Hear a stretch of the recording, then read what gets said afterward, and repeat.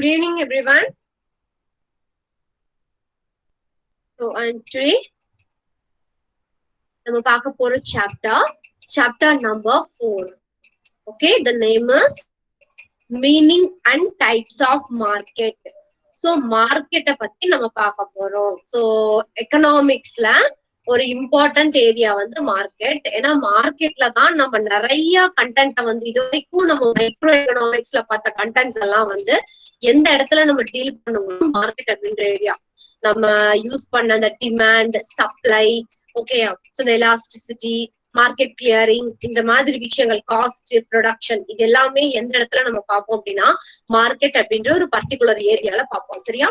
So okay ma'am, இந்த லெசன்ல நம்ம என்ன பார்க்க போறோம் அப்படின்னு கேட்டா price determination in different markets. So major நம்ம என்ன பார்க்க போறோம்னா there are some different types of market structures. Okay, students, is it hearable? Yes, ma'am. Yes, ma'am. Girls or boys, open up your mouth. நான் பேசுறது கேக்குதாடா? Yes, ma'am. Yes, ma'am. Yes, ma'am. Yes, ma'am. The price determination in different markets. என்ன அப்படின்னா different types of market இருக்கு. So அப்ப ஒரு மார்க்கெட்லயும் prices வந்து எப்படி டிட்டர்மைன் பண்றாங்க உனக்கு புரியுற மாதிரி சொல்லணும் அப்படின்னா பெரிய மார்க்கெட் இருக்கும், சின்ன ரீட்டைலர் இருப்பான், ஹோல்சேலர் இருப்பான், பெரிய டிபார்ட்மெண்டல் ஸ்டோர்ஸ் இருக்கும், இல்லைன்னா ஒரு பெரிய கோஆபரேட்டிவ் சொசைட்டி இருக்கும் இல்லையா? சோ இல்லைன்னா ஒரு பெரிய ஆன்லைன் ஷாப்பிங்ஸ் இருக்கும். இந்த மாதிரி ஒரு டிஃப்ரெண்ட் டைப்ஸ் ஆஃப் ஷாப்லயும் அவங்க எப்படி ப்ராடக்ட் பிரைஸ் வந்து டிட்டர்மைன் பண்றாங்க. எல்லா இடத்துலயும் எல்லா ப்ராடக்ட்டுக்கும் பிரைசஸ் ஒரே மாதிரி இருக்கிறது கிடையாது. You know very well. Okay, so அப்போ டிஃப்ரெண்ட் மார்க்கெட் ஸ்ட்ரக்சர்ல பிரைஸ் வந்து எப்படி டிட்டர்மைன் பண்றாங்கன்றதுதான் இந்த லெசனோட மேஜர் தீம். ஓகேமா? சோ அதுல டிஃப்ரெண்ட் மார்க்கெட் ஸ்ட்ரக்சர்ஸ் அப்படின்றத பாத்தீங்கன்னா இஸ் பேஸ்ட் அப்பான் காம்படிஷன். ஒரு மார்க்கெட் ஸ்ட்ரக்சர் கண்டிப்பா அங்க காம்படிஷன் இருக்கும், இன்னொரு மார்க்கெட் ஸ்ட்ரக்சர்ல காம்படிஷன் வந்து கரெக்டா இருக்காதுன்னு சொல்றான். சோ அப்ப ஒன்னு பெர்ஃபெக்ட் காம்படிஷன், இன்னொன்னு இம்பர்ஃபெக்ட் காம்படிஷன். இம்பர்ஃபெக்ட் காம்படிஷன்ல வர்றதுதான் monopoly, monopolistic competition and oligopoly. So these are all the market structure we are going to deal with today. Okay, and now we are moved to unit 1. Okay, yeah? Meaning and types of market. Chapter 4 la we are in unit 1, meaning and types of market. Market na enna, market inude types. This is romba ஒரு குட்டி unit தான். So சட்டன முடிச்சிடலாம். Market பத்தி உனக்கு தெரிஞ்ச சில விஷயங்களை சொல்லணும். What is market? Tell me. பேசுங்கடா. மார்க்கெட்னா என்ன உனக்கு தெரிஞ்ச market? Place to sell the goods. ஏய் அப்படியே புடிச்சு வெச்ச புளையாராட்ட உட்காராத. Please open up your mouth. Buyers and sellers meet, ma'am. Place to sell the goods. Okay, next. வேற ஏதாவது மார்க்கெட்ல நீ என்னென்ன விஷயங்களை பாப்ப? நீ அப்படியே எனக்கு ஒப்பிக்கணும்னு அவசியம் இல்லை. மார்க்கெட்ட பத்தி நீ என்னெல்லாம் புரிஞ்சு வச்சிருக்க? பார்கெயின் பண்ற இடம். ஓகே, பார்கெயின் பண்ற இடம். வேற என்னன்னு சொல்லலாம்? Competition ma'am. ஓகே, காம்படிஷன் இருக்குங்க. காம்படிஷன் இன் தி சென்ஸ் எதுலடா? யார் கிடைக்கும் ma'am? Same type of selling ma'am. Selling same type of products. Good. So between sellers you are telling, isn't it? Yes, ma'am. Next.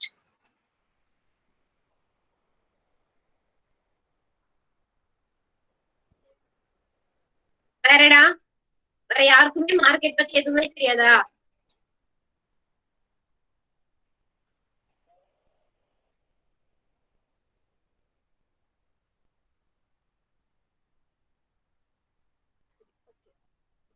Okay. See, there are some persons start பண்ணதுல இருந்து சில name எல்லாம் நான் பாக்குறேன், இது வரைக்கும் வாய open பண்ணதே கிடையாது கிளாஸ்ல. என்ன சொல்லிட போறாங்கன்னு தெரியல. Okay, whether right or wrong, try to answer first. Okay, சரி தப்புன்றது ரெண்டாவது. படிச்சுட்டு பேசுறதுக்கெல்லாம் யோசிக்கவே கூடாது. ஓகேயா? இந்த சென்ஸ் உருப்படியா பேசுறதுக்கு யோசிக்க கூடாது. ஓகேயா? கேட்டாங்கன்னா just try to answer first. பதில் பேசுறதுக்கே நம்ம ரெடியா இல்ல, பேசுறதுக்கே வர மாட்டேங்குதுன்னா we are not ready to study CA. Okay, அந்த கோர்ஸ் பத்தி ஃபர்ஸ்ட் நல்லா தெரிஞ்சுக்கோ. ஓல்டா இருந்து பழகு, கேட்கிற விஷயத்துக்கு ஆன்சர் பண்ணி பழகு. ரைட் ஆர் ராங் ஃபர்ஸ்ட் என்ன சொல்றது, ஒபே பண்ணி பழகு, கேட்கறதுக்கு பதில் பேசு. இங்க இப்படி பேசாம இருந்தீங்கன்னா நாளைக்கு எப்படா போய் கிளைண்ட் கிட்ட பேசி மைண்ட் வாஷ் பண்ணுவ? Okay, okay. சோ அப்ப மார்க்கெட் அப்படின்னா என்ன அப்படின்னா, so it is a place where buyer and sellers are meet together and to bargain for a product. என்ன அப்படின்னா, எந்த ப்ராடக்ட் பையருக்கு தேவையோ அந்த ப்ராடக்ட் வந்து seller is ready to sell. Okay, அதே மாதிரி அந்த சேம் ப்ராடக்ட இவன் என்ன பிரைஸ்ல விற்க ரெடியா இருக்கானோ அதே பிரைஸ்ல அவனும் வாங்குறதுக்கு ரெடியா இருக்கணும். ஓகே, மார்க்கெட்ல வந்து நம்ம பார்க்கக்கூடிய கண்டென்ட் அப்படின்னா there is a price for a product. பிரைஸ்ன்ற கான்செப்ட் இருக்கும், bargaining power அப்படின்ற கான்செப்ட் இருக்கும். ஓகேயா, varieties of goods and services இருக்கும், large number of buyers and large number of sellers இருக்கும், competition இருக்கும். நெக்ஸ்ட் வேற என்ன?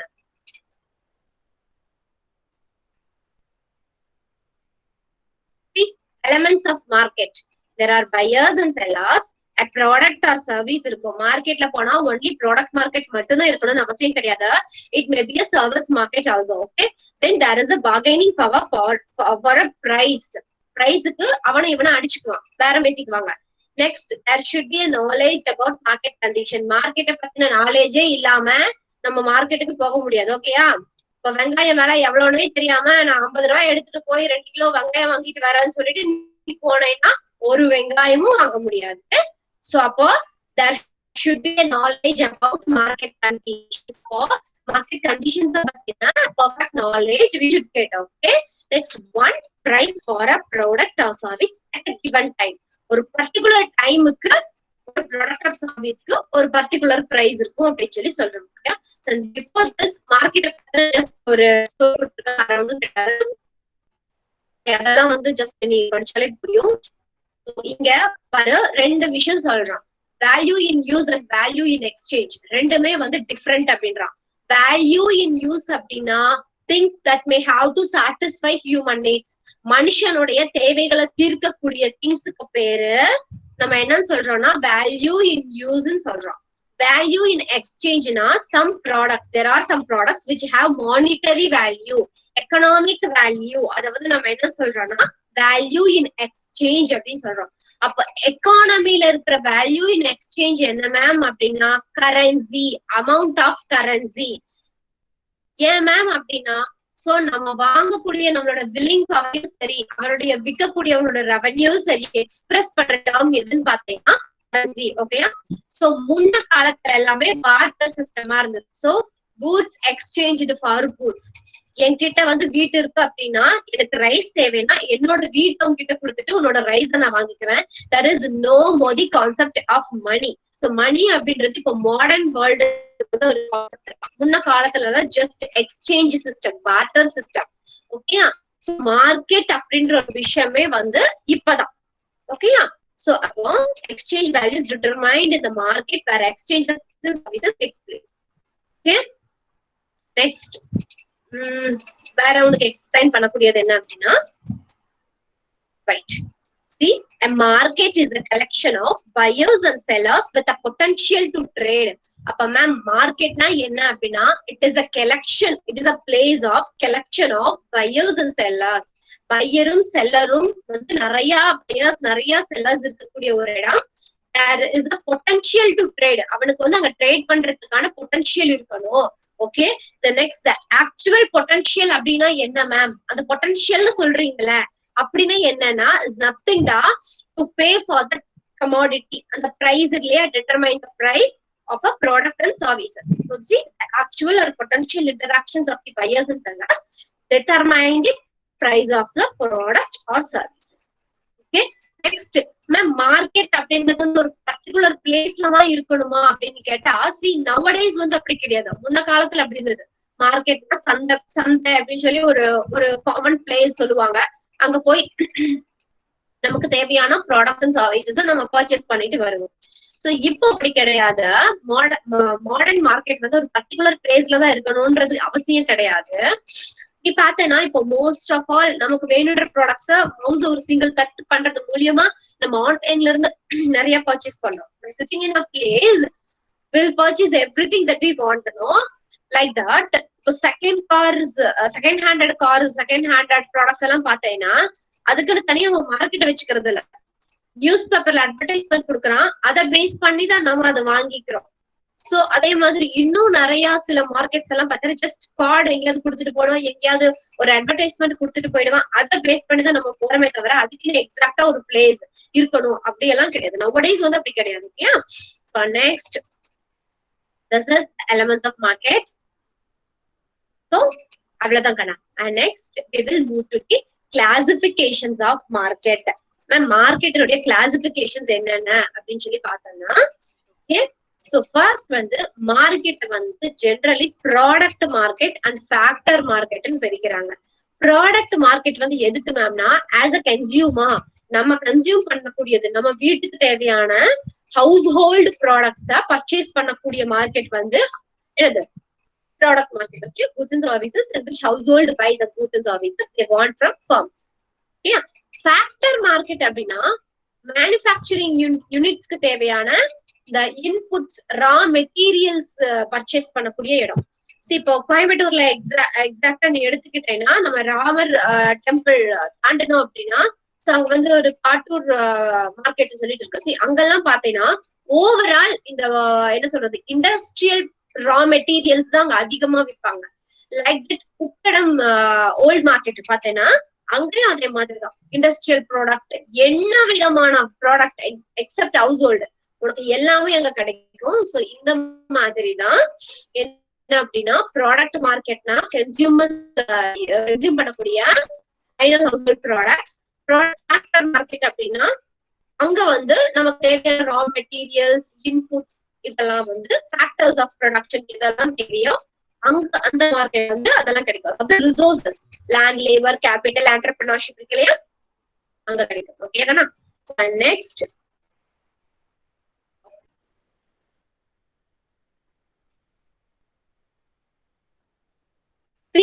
அந்த இன்புட்ஸ்க்கு நம்ம பே பண்ணக்கூடிய பிரைஸ், அந்த ஃபேக்டர் மார்க்கெட் இருக்கு இல்லையா, அந்த மார்க்கெட்ல நம்ம போய் பே பண்ணி அதை வாங்கிட்டு வரக்கூடிய பிரைஸ் பேரு ஃபேக்டர் பிரைஸ் அப்படிம்பாங்க.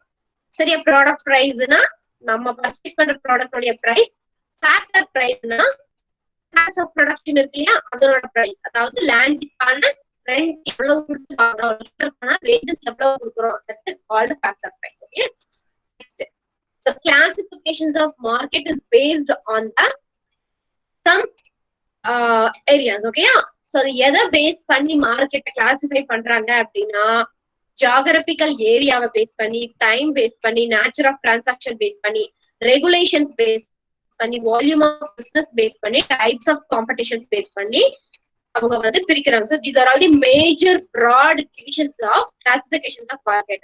So first வந்து on the basis of geographical area base பண்ணி மார்க்கெட்டை பிரிக்கிறாங்க. எப்படி பிரிக்கிறாங்கன்னா local market, regional market, national market, international மார்க்கெட்னு டிஸ்டன்ஸ், ஜியோகிராபிக்கல் டிஸ்டன்ஸ் பேஸ் பண்ணி பிரிக்கிறாங்க. ஓகே கண்ணா, சோ அது எப்படி அப்படின்னா ஃபர்ஸ்ட் லோக்கல் மார்க்கெட். லோக்கல் மார்க்கெட்ல உனக்கே தெரியும் நம்ம ஊரு பக்கத்துல இருக்கிற மார்க்கெட் எல்லாம் லோக்கல் மார்க்கெட். ஓகே, சீக்கிரமா கெட்டு போயிடக்கூடிய ப்ராடக்ட்ஸ் எல்லாம் இந்த லோக்கல் மார்க்கெட்ல சேல் பண்ணுவாங்க. எதெல்லாம் சீக்கிரமா பெரிஷ் ஆயிடுமோ அதெல்லாத்தையும் என்ன சொல்லுவாங்க அப்படின்னா லோக்கல் மார்க்கெட்ல சேல் பண்ணுவாங்க. Okay, buyers and sellers are limited to a local area or a region. The market is called a local market. Okay, Kirtivasan. Yes ma'am. Padinga. Local markets, ma'am. Yes. Local markets, when buyers and sellers are limited to a local area or region, the market is called a local market. Generally, highly perishable goods and bulky. Volume கேக்குதா கண்ணா students? Is it audible? Yes ma'am. Girls. Hey, இந்த கிளாஸ்ல girls இல்லையா, என்ன open பண்றாங்க வாயை 2-3 பேர் தவிர. கேக்குற क्वेश्चனுக்கு தான் ஆன்சர் பண்ண மாட்டேன்னு காது கேக்குதா அப்படின்னா அதுக்கு கூட வாயை ஓபன் பண்ணலைன்னா என்னடா இது அர்த்தம்? Okay, just carry on. Kirti. Okay ma'am. Generally, highly perishable goods and bulky articles, the transport of which over a long distance is uneconomical, command or local market. In this case, the extent of the market is limited to a particular locality. For example, locally supplied services such as those of hairdressers and retailers have a narrow customer base. அப்ப என்ன சொல்றாங்கன்னா, அதாவது ஒரு பையர்ஸும் செல்லர்ஸும் ஒரு limited ஏரியாக்குள்ள ரெண்டு பேரும் meet பண்ணிக்கிறாங்க. ஒரு லோக்கல் ஏரியாவாகட்டும், ஒரு பர்டிகுலர் ரீஜனுக்குள்ள மீட் பண்ணிக்கிறாங்க அப்படின்னா this is called local market. ஓகேயா? சோ இந்த லோக்கல் மார்க்கெட்ல ஜென்ரலா எந்த மாதிரி ப்ராடக்ட் வந்து சேல் பண்ணுவாங்கன்னா, சீக்கிரமா பெரிஷ் ஆகக்கூடிய பல்கி ஆர்டிகல்ஸ். ஓகேயா? பிளஸ் அந்த சில ப்ராடக்ட்ஸ் வந்து நான் டிரான்ஸ்போர்ட் பண்ணி ரொம்ப தூரத்துக்கு எடுத்துட்டு போனோம்னா it is uneconomical to me. Local market வந்து அன்எக்கனாமிக்கல் அப்படின்னா அந்த மாதிரி ப்ராடக்ட்ஸ் எல்லாம் லோக்கல் மார்க்கெட்லயே வித்துருவாங்க. ஓகே. சோ அப்புறம் இந்த மார்க்கெட் வந்து ஒரு பர்டிகுலர் லொகாலிட்டி வரைக்கும் தான் இருக்கு. அதுக்கு மேல இந்த லோக்கல் மார்க்கெட் இருக்காது. ஓகே. சோ லோக்கல் மார்க்கெட்டுக்கு எக்ஸாம்பிள் பாத்தீங்கன்னா ஹேர் ட்ரெஸ்ஸஸ் எல்லாம் இருக்காங்க இல்லையா, என்ன சொல்றது, அதுக்கு என்னடா சொல்லுவாங்க, சலூன். ஓகே. சோ அவங்க எல்லாம் வந்து பார்த்தேன் அப்படின்னா கஸ்டமர் பேஸ்ல அந்த ஏரியாவுக்கு ஒரு கடை இருக்கும். சோ அந்த மாதிரி விஷயங்கள்லாம். ஓகேயா கண்ணா? நெக்ஸ்ட் வந்து ரீஜியனல் மார்க்கெட் படிடா. Regional market. Regional markets covers a wide area such as few adjacent cities, part of states or cluster of states. The size of the market is generally large and nature of buyers may vary in their demand characteristics. Regional மார்க்கெட்ல என்ன மேம்னா just கொஞ்சம் local மார்க்கெட்டை விட கொஞ்சம் white ஏரியாவே cover பண்ணும். Okay. அதாவது ஒரு சில மேஜர் சிட்டிஸ வந்து கனெக்ட் பண்ணும்னு வச்சுக்கியா. ரீஜியனல் மார்க்கெட்னா சிட்டி டு சிட்டி கனெக்ட் பண்ணும், ஸ்டேட்டினுடைய ஒரு பார்ட் வந்து கனெக்ட் பண்ணும். சோ அந்த மாதிரி விஷயங்கள் வந்து ரீஜியனல் மார்க்கெட்ல கவர் ஆகும். ஓகே. நெக்ஸ்ட் பார்த்தோம்னா நேஷனல் மார்க்கெட். நேஷனல் மார்க்கெட்னா என்ன அப்படின்னா, சோ நம்மளோட பவுண்டரிஸ்க்கு நேஷனல் பவுண்டரி இருக்கு இல்லையா, அது வரைக்கும் நம்மளோட லிமிடெட், அதாவது state to state, from here to north, north to south, அந்த மாதிரி நம்மளோட நேஷனல் பவுண்டரிஸ்குள்ள நம்ம பண்ணக்கூடிய market national market. Okay. So national மார்க்கெட்ல வந்து மேஜரா டீல் பண்ணக்கூடிய ப்ராடக்ட்ஸ் வந்து எப்படி இருக்குன்னு பாத்தீங்கன்னா, so it is used through out the India ஃபுல்லா யூஸ் பண்ற மாதிரி இருக்கும். Example Hindi book. ஓகேயா? ஹிந்தி புக்குக்கான தேவை வந்து நேஷனல் லெவல்ல தான் இருக்கும். ஓகேயா? பட் ஆனா அவுட் சைட் இந்தியால அதுக்கான தேவை இந்தியா ஃபுல்லா அதோட தேவை. சோ அதுதான். So it is limited to the national boundary of a country. With the was a national market. Trade policy of the government restricts the trade of commodity to within a country. Suppose national market la trade பண்ணக்கூடிய product should trade within the country அப்படின்னு ஒரு trade policy இருக்கு. அதுக்கு example உங்களுக்கு Hindi book கொடுத்துருக்கோம். Okay. And next வந்து international market. International மார்க்கெட்னா so outside the country. Okay. So கண்ட்ரிக்கு வெளியே, நம்ம கண்ட்ரி டு கண்ட்ரி, இந்த கண்ட்ரில இருந்து இன்னொரு கண்ட்ரில நம்ம பண்ணக்கூடிய விஷயங்கள் இன்டர்நேஷனல் மார்க்கெட். சோ அதோட வேல்யூஸ் எப்படி இருக்குன்னு பாத்தீங்கன்னா always it across high value and small bulk commodities. Okay. Example gold, silver, petroleum, இதெல்லாம் பாத்தீங்கன்னா நம்ம international market country to country தான் நம்ம பர்ச்சேஸ் பண்றோம். சோ இட் இஸ் ஆல்வேஸ் என்ன அப்படின்னா பல்க் வேல்யூவா இருக்கும். ஓகே கண்ணா? நெக்ஸ்ட்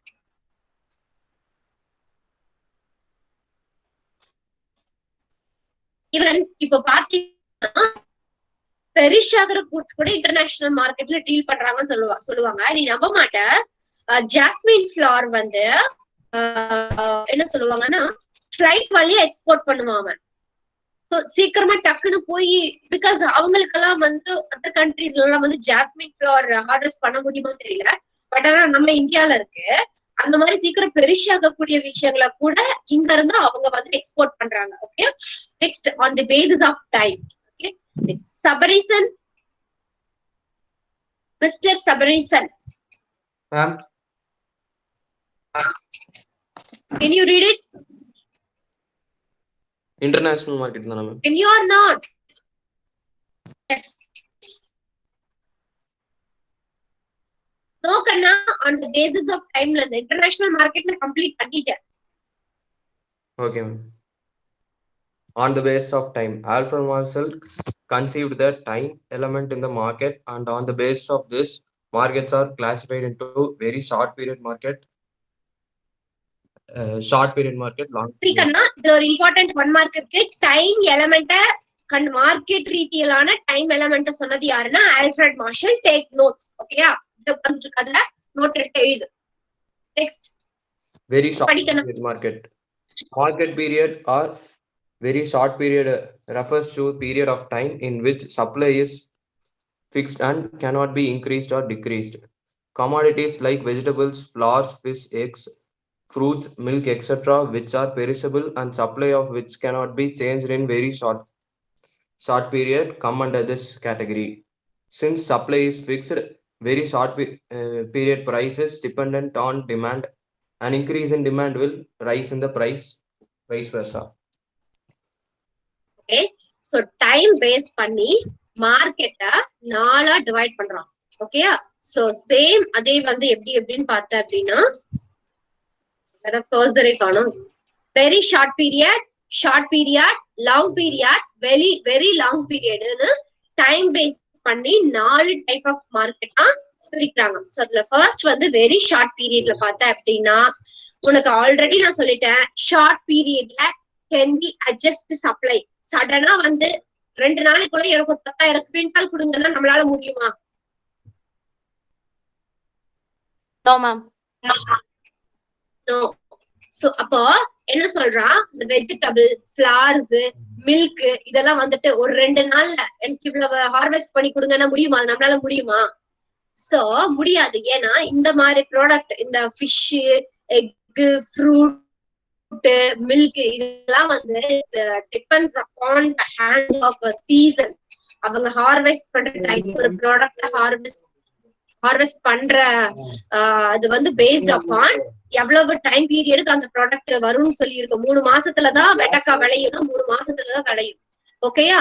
சோ அப்போ commodities like vegetables, flowers, fish, egg, fruit, milk, etc. இந்த ப்ராடக்டினுடைய சப்ளை எல்லாம் சடனா நம்மளால இன்க்ரீஸ் பண்ண முடியாது. அவன் கேட்கான உடனே வந்து என்ன சொல்றது, ஒரு கவு இருக்கு அப்படின்னா அதனோட கெப்பாசிட்டி ஒரு நாளுக்கு 2 லிட்டர் தான் பால் கறக்கும் அப்படின்னா எனக்கு 10 லிட்டருக்கு வேணும்னு அதனால முடியுமா சொல்லு பார்க்கலாம். சோ அப்போ எந்த ப்ராடக்ட் எல்லாம் சீக்கிரமா கெட்டு போயிடுமோ, சீக்கிரமா பெரிஷ் ஆயிடுமோ, சடனா நம்மளால சப்ளை கொடுக்க முடியாதோ அந்த ப்ராடக்ட் எல்லாம் comes under very short period. Okay, so short பீரியட்ல சப்ளைய சடனா நம்மளால இன்க்ரீஸ் பண்ண முடியாது அப்படின்ற ஒரே காரணத்தினால அந்த ப்ராடக்ட்டுக்கான பிரைஸ் வந்து எதை பேஸ் பண்ணி டிட்டர்மைன் பண்ணுவானா, அதோட டிமாண்ட பேஸ் பண்ணி டிட்டர்மைன் பண்ணுவான். as a not based upon supply. Supply base பண்ணி அவனால டிட்டர்மைன் பண்ண முடியாது. ஏன்னா சப்ளை அவனால இன்க்ரீஸ் பண்ண முடியாதே. Supply is fixed in a very short period. Don't get forgot, you will expect it from 1 mark. So during very short period supply is dash ன்னு கொடுப்பான். Supply is fixed. என்ன கான்செப்ட்னா குட்டி பீரியட்ல நம்மளால சப்ளை அட்ஜஸ்ட் பண்ண முடியாது. ஓகே, சோ அப்ப next வந்து என்ன அப்படின்னா, சப்போஸ் அந்த ஷார்ட் பீரியட்ல அந்த ப்ராடக்ட்டுக்கான டிமாண்ட் அதிகமா இருந்தா பிரைஸ் அதிகமா இருக்கும். ஓகேயா? சப்போஸ் அந்த ப்ராடக்ட்டுக்கு டிமாண்டே இல்ல, அந்த ப்ராடக்ட் தேவையே இல்லைன்னா பிரைஸ் ஹையரா வச்சு ஒரு பிரயோஜனம் இல்ல. சும்மா நல்ல காலத்திலயே அதை யாரும் வாங்க மாட்டான். பிரைஸ் அதிகமா வச்சா எவனாவது மதிப்பானா? அப்போ பிரைஸ் வந்து கம்மியாகும். சோ டிமாண்ட் அதிகமா இருந்தா பிரைஸ் அதிகமா இருக்கும், டிமாண்ட் கம்மியா இருந்தா பிரைஸ் கம்மியா இருக்கும். This is what about very short period. Next, short period. படிக்கணும் Sabareesan. Short period market. Short period is a period which is slightly longer than the very short period. In this period, the supply of output may be increased by increasing the employment of variable factors with the given fixed factors and state of technology. Since supply can be moderately adjusted, the changes in the short period prices on account of changes in demand are less compared to market periods. Okay, so என்ன சொல்றாங்க, very short period விட கொஞ்சம் ஜாஸ்தியான period short period அப்படின்றது. Very short period வந்து ஒரு மாசம் அப்படின்னு பார்த்தோம்னா, ஷார்ட் பீரியட்ன்றது வந்து ஒரு 6 மாசம் 7 மாசம் அந்த மாதிரி. ஓகேயா? சோ இந்த பீரியட்ல வந்து சப்ளைய நம்ம இன்க்ரீஸ் பண்ணலாம். எப்படி இன்க்ரீஸ் பண்ணலாம்னா, எதெல்லாம் இந்த ஷார்ட் பீரியடுக்குள்ள நம்மளால அட்ஜஸ்ட் பண்ண முடியுமோ அட்ஜஸ்ட் பண்ணக்கூடிய விஷயங்களை வச்சு சப்ளைய இன்க்ரீஸ் பண்ணலாம். பிக்ஸ்டு ஃபேக்டர்ஸை வச்சு ஒண்ணும் பண்ண முடியாது. எதெல்லாம் மாத்திக்கலாமோ, ஷார்ட் பீரியட்ல எதெல்லாம் வேரியபிளோ அதை அட்ஜஸ்ட் பண்ணி ஷார்ட் பீரியட்ல நம்ம சப்ளை வந்து கொடுக்கலாம். எக்ஸாம்பிள், ஆல்ரெடி நான் சொன்னேன் வெரி ஷார்ட் பீரியட்ல கேபிட்டல் எல்லாம் நம்ம சடனா இன்க்ரீஸ் பண்ண முடியாது. 1 கோடி 2 கோடி போட்டு மிஷின் வாங்க முடியாது. சடனா வந்து ஒரு பெரிய ஹியூஜ் அமௌண்ட் எல்லாம் ரெடி பண்ண முடியாது. ஆனா லேபர், நீ உள்ள போடுற ரா மெட்டீரியல், அதனோட அளவை வேணா நம்ம மாத்திக்கலாம். அப்போ எதெல்லாம் சேஞ்சபிளோ வேரியபிளோ அதை யூஸ் பண்ணி சப்ளைய நம்ம அட்ஜஸ்ட் பண்ணலாம். Okay, next, supply can be moderately adjusted. The changes in short period prices on account of changes in demand are less compared to market period. So supply வந்து நம்ம ஓகே கொஞ்சமா மாடரேட்டா அட்ஜஸ்ட் பண்ணிக்கலாம் அப்படின்றதுனால short period prices வந்து மாறுச்சு அப்படின்னா அதனோட demand மாறுச்சு அப்படின்னா அதோட பிரைசஸும் கொஞ்சம் வந்து மாறும் அப்படின்னு சொல்லி சொல்றாங்க. நெக்ஸ்ட் திங், லாங் பீரியட் படிக்கணும். Long period market. In the long period, all factors become variable and the supply of commodities may be changed by altering the scales of production. As such, supply may be fully adjusted to changes in demand conditions. The interaction between long run supply and demand determines the long run equilibrium price or normal price. Okay, Kanna. Long period now, already you know very well about short period and long period. Long period is a period we can adjust everything. We can change variable factors and we can change fixed factors also. Okay, so upon factors become variable and the supply of commodities may be changed by altering the scale of production. So upon not only by changing the factors மாத்தி மட்டும் நம்ம supply adjust பண்ண முடியாது, even scale of ப்ரொடக்ஷனை கூட மாத்தலாம். which means என்னோட plant சைஸையே நான் மாத்தலாம், பிசினஸ் சைஸையே நான் லாங் பீரியட்ல மாத்தலாம். Okay, as such supply may be fully adjusted to changes in demand conditions. அப்ப என்ன சொல்றாங்க, பண்ண முடியாது ஷார்ட் பீரியட்லன்னு பார்த்தோம். ஆனா லாங் பீரியட்ல டிமாண்டுக்கு தகுந்த மாதிரி சப்ளைய கூட என்னால மாத்த முடியும் அப்படின்னு சொல்றாங்க. Okay, so the interaction between long run supply and demand determine the long run equilibrium price or normal price. Okay, so இதெல்லாம் வந்து நம்ம லேட்டரா பார்ப்போம்.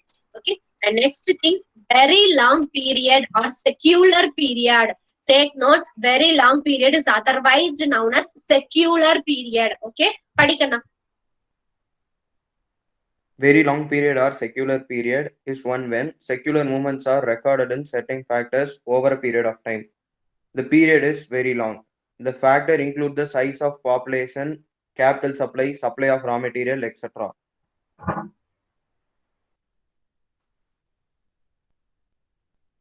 So இந்த லாங் பீரியட் எதை சொல்றாங்க அப்படின்னா, எந்த பீரியட் வந்து ஒரு செக்யூலர் மூவ்மெண்ட்டை கொடுக்குதோ அதெல்லாம் வந்து பார்த்தோம் அப்படின்னா வெரி லாங் பீரியட் அப்படின்னு சொல்லி சொல்றாங்க. சோ இந்த பீரியட் வந்து usually it is very long, side 10 years 15 years அந்த மாதிரி. ஓகே, சோ இந்த வெரி லாங் பீரியட்ல எதெல்லாம் உள்ள இன்க்ளூட் ஆகும்னா, சைஸ் ஆஃப் பாப்புலேஷன்.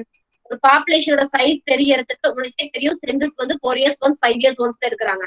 அப்ப கேபிட்டல் சப்ளை, அதாவது கண்ட்ரில மணி சப்ளை எப்படி இருக்கு, சப்ளை ஆஃப் ரா மெட்டீரியல் எப்படி இருக்கு, இந்த விஷயங்கள் எல்லாம் தெரிஞ்சுக்கணும்னா we have some long period wait பண்ணி தான் இந்த சென்சஸ் எல்லாம் நம்ம எடுக்க முடியும். It is usually covered under very long period. Okay, and next, on the basis of nature of transactions base பண்ணி நம்ம கொடுத்து வாங்குறோம் இல்லையா, அதை பேஸ் பண்ணி மார்க்கெட்டை ரெண்டா டிவைட் பண்றோம். ஒன்னு spot market or cash market. அப்படின்னா அப்ப வாங்குற ப்ராடக்ட்டுக்கு நீ அப்பவே காசை பே பண்ணி வாங்கிடுவடா. சோ ஸ்பாட் பேமெண்ட் வந்து ஸ்பாட் கேஷ் பேமெண்ட் வந்து அங்க இருக்கும். சோ அதுதான் சொல்றோம். Future market or forward market அப்படின்னா அந்த இஎம்ஐக்கு நம்ம பே பண்றது, இப்போ வாங்கிட்டு ஃபியூச்சர்ல டெலிவரி எடுத்துக்கிறது. சோ அந்த மாதிரி சில விஷயங்கள் எல்லாம் வந்து ப்ராமிஸ் டு பே இருப்பாங்க. ஸ்பாட் கேஷ் டிரான்சாக்ஷன்ஸ் இருக்காது, there is a promise to pay இருக்கும். Okay, and next, based upon regulation base பண்ணி மார்க்கெட்டை ரெண்டா டிவைட் பண்றான். ஒன்னு ரெகுலேட்டட் மார்க்கெட், இன்னொன்னு அன்ரெகுலேட்டட் மார்க்கெட். ரெகுலேட்டட் மார்க்கெட்னா there is some rules and regulation, strict என்ன சொல்றது, ஸ்ட்ரிக்ட் என்ஃபோர்ஸ்மெண்ட்ஸ் இருக்கும், நிறைய கண்டிஷன்ஸ் இருக்கும்.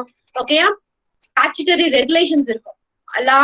laws are applicable to there some markets. Example stock market எல்லாம் போயிட்டு நம்ம திருட்டுத்தனம் எல்லாம் பண்ண முடியாது. சோ அந்த மாதிரி மார்க்கெட் எல்லாம் பாத்தீங்கன்னா regulated well structured market. Okay, unregulated market அப்படின்னா என்ன சொல்றது, அங்க ஸ்டிபுலேஷன் கிடையாது, கண்டிஷன்ஸ் கிடையாது டிரான்சாக்ஷன்ஸ்க்கு. இந்த என்ன சொல்றது, ஸ்பெகுலேட்டிவ் மார்க்கெட் எல்லாம் சொல்றோம் பாத்தியா, இந்த யூகவானியா என்ன சொல்ற, இந்த கேம்பிளிங் பெட்டிங், அதெல்லாம் வந்து அன்ரெகுலேட்டட் மார்க்கெட்ல வரும். Next, on the basis of volume of business. பிசினஸ்னுடைய வால்யூம் பேஸ் பண்ணி, அதாவது ஹோல்சேல் பிசினஸா ரீட்டைல் பிசினஸா. ஹோல்சேல்னா உனக்கே தெரியும், பல்கா நம்ம போய் லார்ஜ் குவான்டிட்டிஸா வாங்குறது வந்து ஹோல்சேல். ஜென்ரலி ஹோல்சேல் மார்க்கெட் யாரு டீல் பண்ணுவாங்கன்னா ட்ரேடர்ஸ் தான். ஓகே, ட்ரேடர்ஸ் தான் ஹோல்சேல் மார்க்கெட் வந்து மொத்தமா பர்ச்சேஸ் பண்ணி அவங்க மார்க்கெட்ல வச்சுக்குவாங்க. ரீட்டைல் மார்க்கெட்னா அல்டிமேட் கன்சியூமர் நம்மள வந்து அடையிற மார்க்கெட் வந்து is always retail market. Okay, small quantities வந்து அங்க எப்பவுமே பர்ச்சேஸ் பண்ற குவான்டிட்டி குட்டி குட்டி யூனிட்ஸா இருக்கும். Okay, so that is the ultimate consumer. And next finally based upon competition. competition base பண்ணி மார்க்கெட்டை ரெண்டா டிவைட் பண்றான். ஒன்னு பர்ஃபெக்ட் காம்படிஷன், இன்னொன்னு இம்பர்ஃபெக்ட் காம்படிஷன். ஓகேவாமா? And next we will move to types of market structure. ஓகேயா? மார்க்கெட் ஸ்ட்ரக்சர் பத்தி இப்ப படிக்கலாம். ஓகே, ஜெய்சால்வி படிக்கிறீங்களா? For a consumer, a market consists of those from which he can buy a well-defined product. ஆனா voice கிளியரா இல்லடா.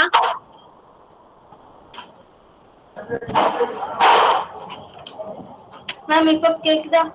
கேக்குதுடா, படி. For a consumer, a market consists of those firms from which he can buy a well-defined product. For a product, a market consists of those buyers to whom he can sell a single well-defined product. If a firm knows precisely the demand curve it faces, it would know its potential revenue. If it also knows its cost, it can really discover the profit that would be associated with a different level of outputs and therefore can choose the output level that maximize profit. But suppose the firm knows its cost and the market demand curve for the product but does not know its own demand curve. In other words, it does not know its own total sale. In order to find this, the firm needs to answer the following questions. How many competitors are there in the market selling similar products? If one firm changes its price, its market share changes. If it reduces its price, will other firms follow it or not? There are many other related questions that need to be answered. Okay, இதுல என்ன சொல்றாங்கன்னா நத்திங்கா, ஒரு கன்சியூமருக்கு market அப்படின்றது எந்த இடம் அப்படின்னா where he can buy well defined product. ஒரு கன்சியூமருக்கு அவன் மார்க்கெட்ல என்ன எதிர்பார்ப்பான்? எனக்கு தேவையான டெஃபினட்டான ப்ராடக்ட் வந்து என்னால அங்க வாங்க முடியுமான்னு பாப்பான்.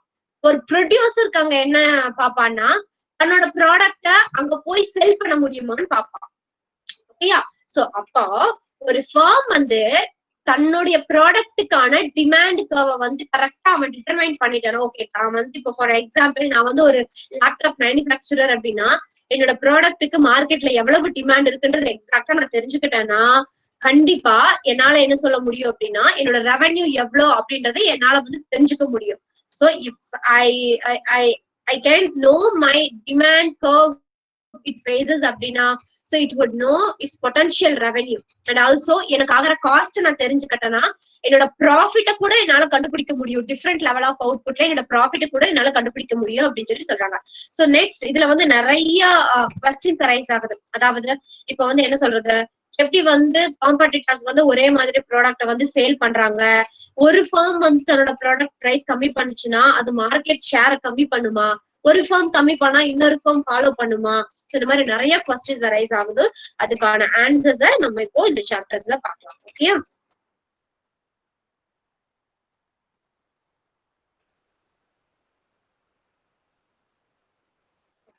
Next market structure.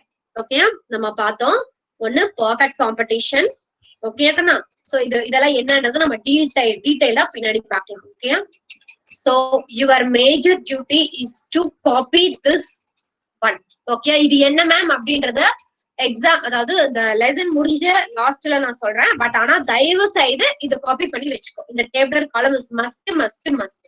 ஓகே, இது இப்ப நான் சொன்னேன்னா உனக்கு புரியாது. At last I will tell you. Okay, So now we will move to the concept of total revenue, average revenue and marginal revenue.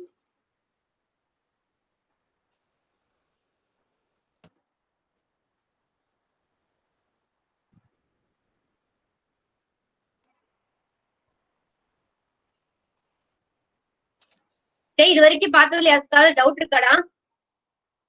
No, ma'am. No, ma'am. Girls? வாய திறக்காம இரு எல்லாரும். Class முடியறதுல மொண்டை உடைக்கணும்.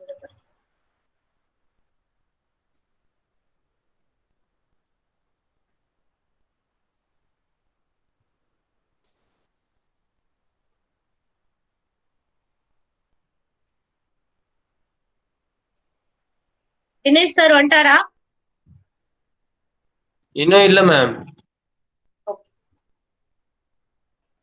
Okay, so first வந்து the concept of revenue. concept of cost பார்த்தோமா? total cost னா என்ன, total marginal cost னா என்ன, average cost னா என்ன பார்த்தோமா? ஞாபகம் இருக்கா? Yes, ma'am. Yes, ma'am. Like that இப்போ வந்து revenue concept பார்க்க போறோம். Okay, so first thing வந்து total revenue.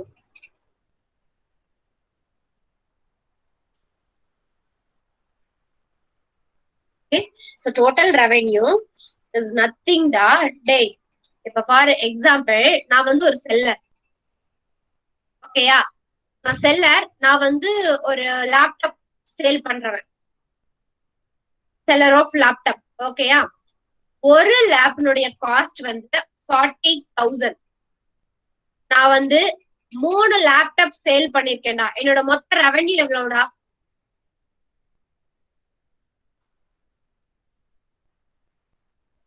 $1,20,000. ஓகே, அப்போ 1,20,000. ஓகேயா, சோ அப்போ உனக்கே தெரியுது ரெவென்யூ அப்படின்றது என்ன அப்படின்னா பிரைஸ், என்னோட ப்ராடக்டுடைய பிரைஸ் இன்டு எவ்வளவு யூனிட்ஸ் நான் சேல் பண்ணேன், எவ்வளவு குவான்டிட்டிஸ் நான் சேல் பண்ணேன். Yes or no? Yes, ma'am.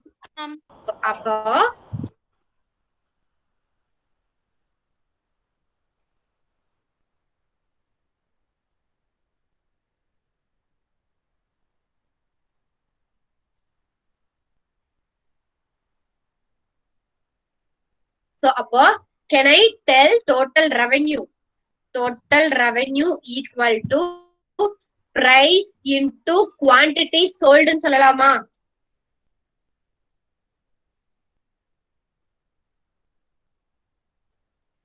வாய துறடா. Yes, ma'am. Yes, ma'am. Yes, ma'am.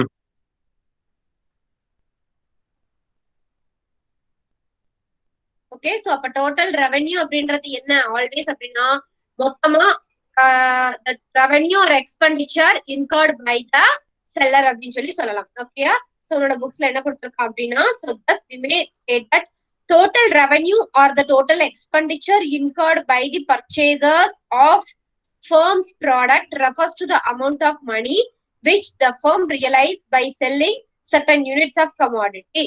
So அல்டிமேட்டா சொல்லணும்னா டோட்டல் ரெவென்யூ அப்படின்றது பிரைஸ் இன்டு குவான்டிட்டி சோல்ட் அப்படின்னு சொல்லி சொல்றாங்க. ஓகேயா, so always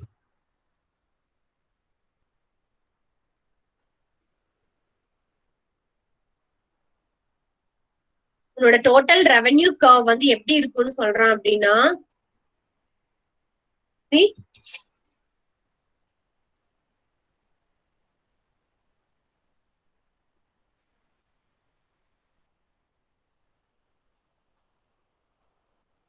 total revenue equal to price into quantity sold. ஓகேயா, சோ அப்போ உன்னோட டோட்டல் ரெவென்யூ கர்வ் எப்படி இருக்குமாமா?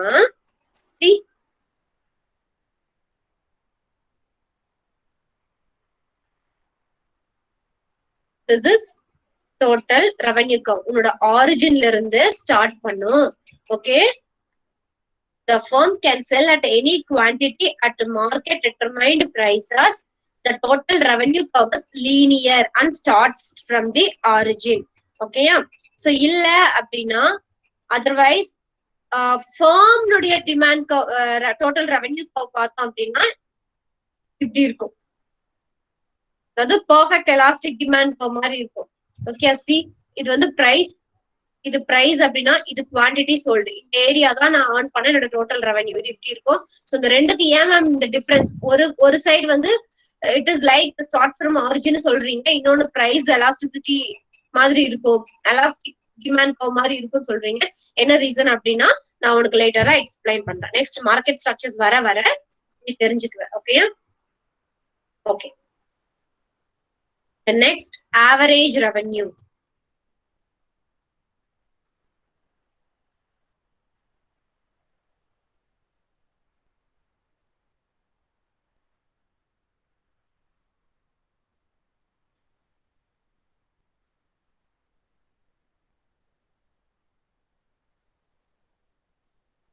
So average revenue அப்படின்றது வந்து என்ன அப்படின்னா is the revenue earned per unit of output. Average revenue is the revenue, take notes da, revenue earned. அதாவது நான் வந்து 3 லேப்டாப் சேல் பண்ணதுனால எனக்கு என்ன கிடைச்சது? 120 lakhs, சாரி 1,20,000 கிடைச்சது. ஓகே, 1,20,000 எனக்கு 3 லேப்டாப் சேல் பண்ணதுனால கிடைச்சது. அப்போ ஒரு லேப்டாப் சேல் பண்ணதுனால எனக்கு எவ்வளவு கிடைக்கும் அப்படின்றதுதான் ஆவரேஜ் ரெவன்யூ.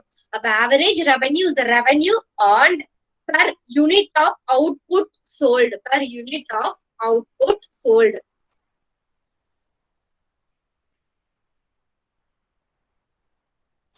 ஓகே, சோ இப்போ ஆவரேஜ் ரெவன்யூவோட ஃபார்முலா எப்படின்னா டோட்டல் ரெவன்யூ, மொத்தமா நம்ம earn பண்ண revenue divided by number of quantities sold.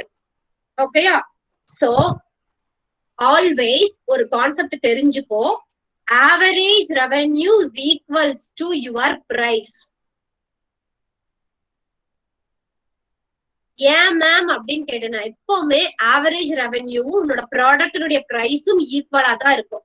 என்ன கான்செப்ட்னா, இங்க பாரு, மேத்தமெட்டிக்கலி நான் சொன்ன ஆவரேஜ் ரெவன்யூ அப்படின்றது டோட்டல் ரெவன்யூ இன்டு கியூன்னு சொன்னா, டோட்டல் ரெவன்யூவை எப்படி எழுதலாம்? What is total revenue? Tell me, what is total revenue? Price into quantity, ma'am. Price into quantity ன்னு எழுதலாம். ஓகேயா? அப்ப this is total revenue divided by Q. Q gets cancelled.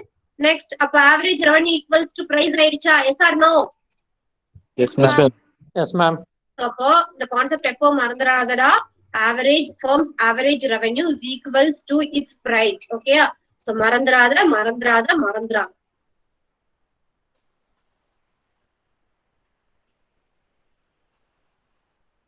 Okay?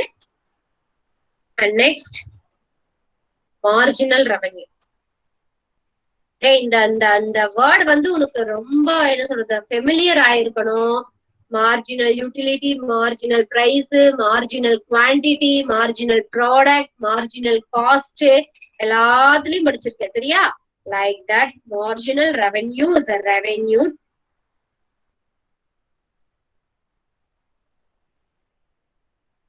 marginal revenue is the changes in total revenue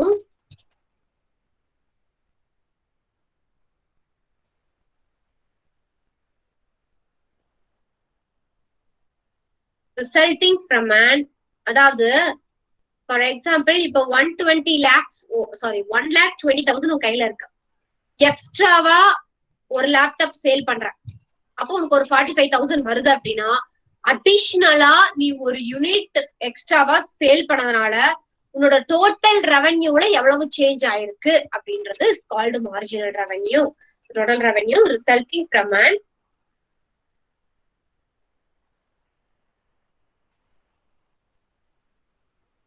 resulting from the sale of an additional unit.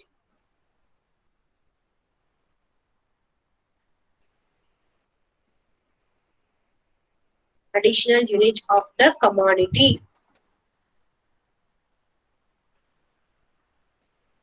Okay. So அப்போ marginal revenue ஓட formula என்னன்னா, changes in total revenue divided by changes in quantity. எல்லாத்துக்கும் இதே formula தான். Marginal ப்ராடக்ட்டுக்கு இதேதான், marginal காஸ்டுக்கு இதேதான். தயவு செய்து மறந்துடாத. Or total revenue of nth term minus total revenue of n minus 1th term. இப்படியே எழுதலாம். மறந்துராத. Yeah. And next.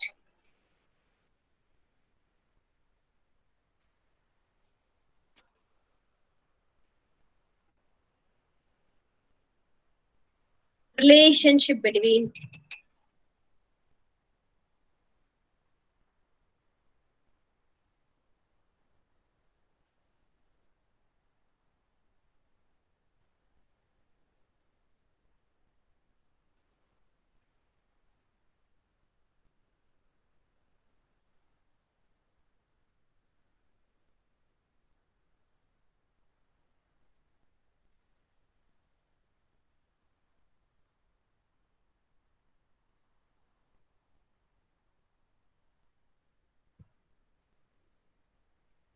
so total revenue, marginal revenue, average revenue க்கு இடையில இருக்கிற relationships படிக்கிறோம். Okay, so it's nothing தான்.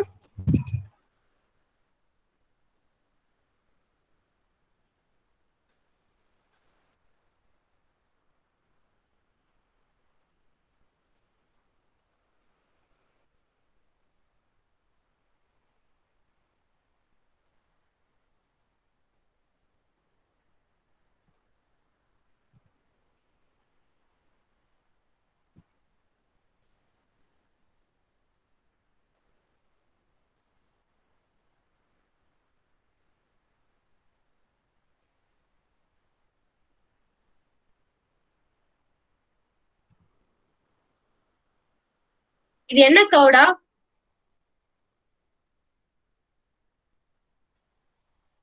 This is price ன்னு சொல்லிட்டேன். price வந்து fixed price curve வந்து இப்படிதான் இருக்கும். price line. This is known as average revenue of the firm because price and average revenue are same ன்னு படிச்சோமா? Yes or no? Yes, Okay, ma'am. open up your mouth. Yes, ma'am. Okay. Yes, So, ma'am. these are both வந்து equal. Okay.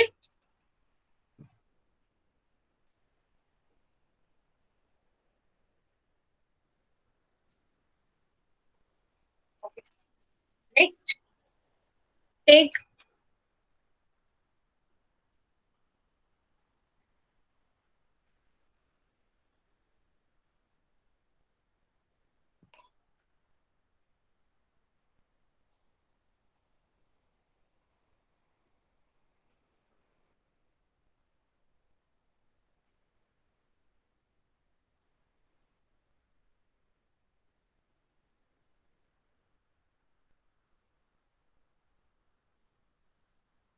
see இதுதான் உனக்கு கொடுக்கப்பட்ட total revenue, average revenue and marginal revenue schedules. See, startingல total revenue increase ஆகுது. Like அதேதான் total cost, average cost, marginal cost மாதிரி தான். Total revenue increase ஆயிட்டே போகுது. Okay, after a certain point, it reaches maximum point and then starts to decreasing. Like average revenue curve startingல இருந்து decrease ஆகிக்கிட்டே வருது. Marginal revenue also starts to first decrease ஆகுது, then it becomes zero and then starts to negative. ஓகேயா? So அப்ப இத வந்து உனக்கு explain பண்ணணும்ன்றது கிடையாது. ஒரு யூனிட் சேல் பண்ணும்போது அவனோட டோட்டல் ரெவென்யூ 10. ஓகே, அப்ப ஆவரேஜ் ரெவென்யூ அப்படின்றது total revenue divided by Q. 10 divided by 1 10. Marginal revenue same 10 தான். ஓகே, இப்போ ஃபார் எக்ஸாம்பிள் டேக் 50 யூனிட் எடுத்துக்கோ. 50 யூனிட்டினுடைய ஆவரேஜ் ரெவென்யூ எவ்வளவுன்னு கேட்பா. ஓகே, அப்படின்னா average revenue is equal to total revenue divided by Q. Total ரெவென்யூனா 30 divided by Q னா 5. 30 divided by 5 stands for 6. Okay, அப்ப average revenue 6. Marginal revenue எப்படி கண்டுபிடிக்கிறது அப்படின்னா total revenue of 5th unit minus total revenue of 4th unit. அப்ப 30 minus 28 is 2. This is your marginal revenue. இப்படிதான் எக்ஸாம்ல கண்டுபிடிக்கணும். சோ இததான் வந்து என்ன அப்படின்னா இங்க எக்ஸ்பிளனேஷன்ல கொடுத்திருக்கான். Okay,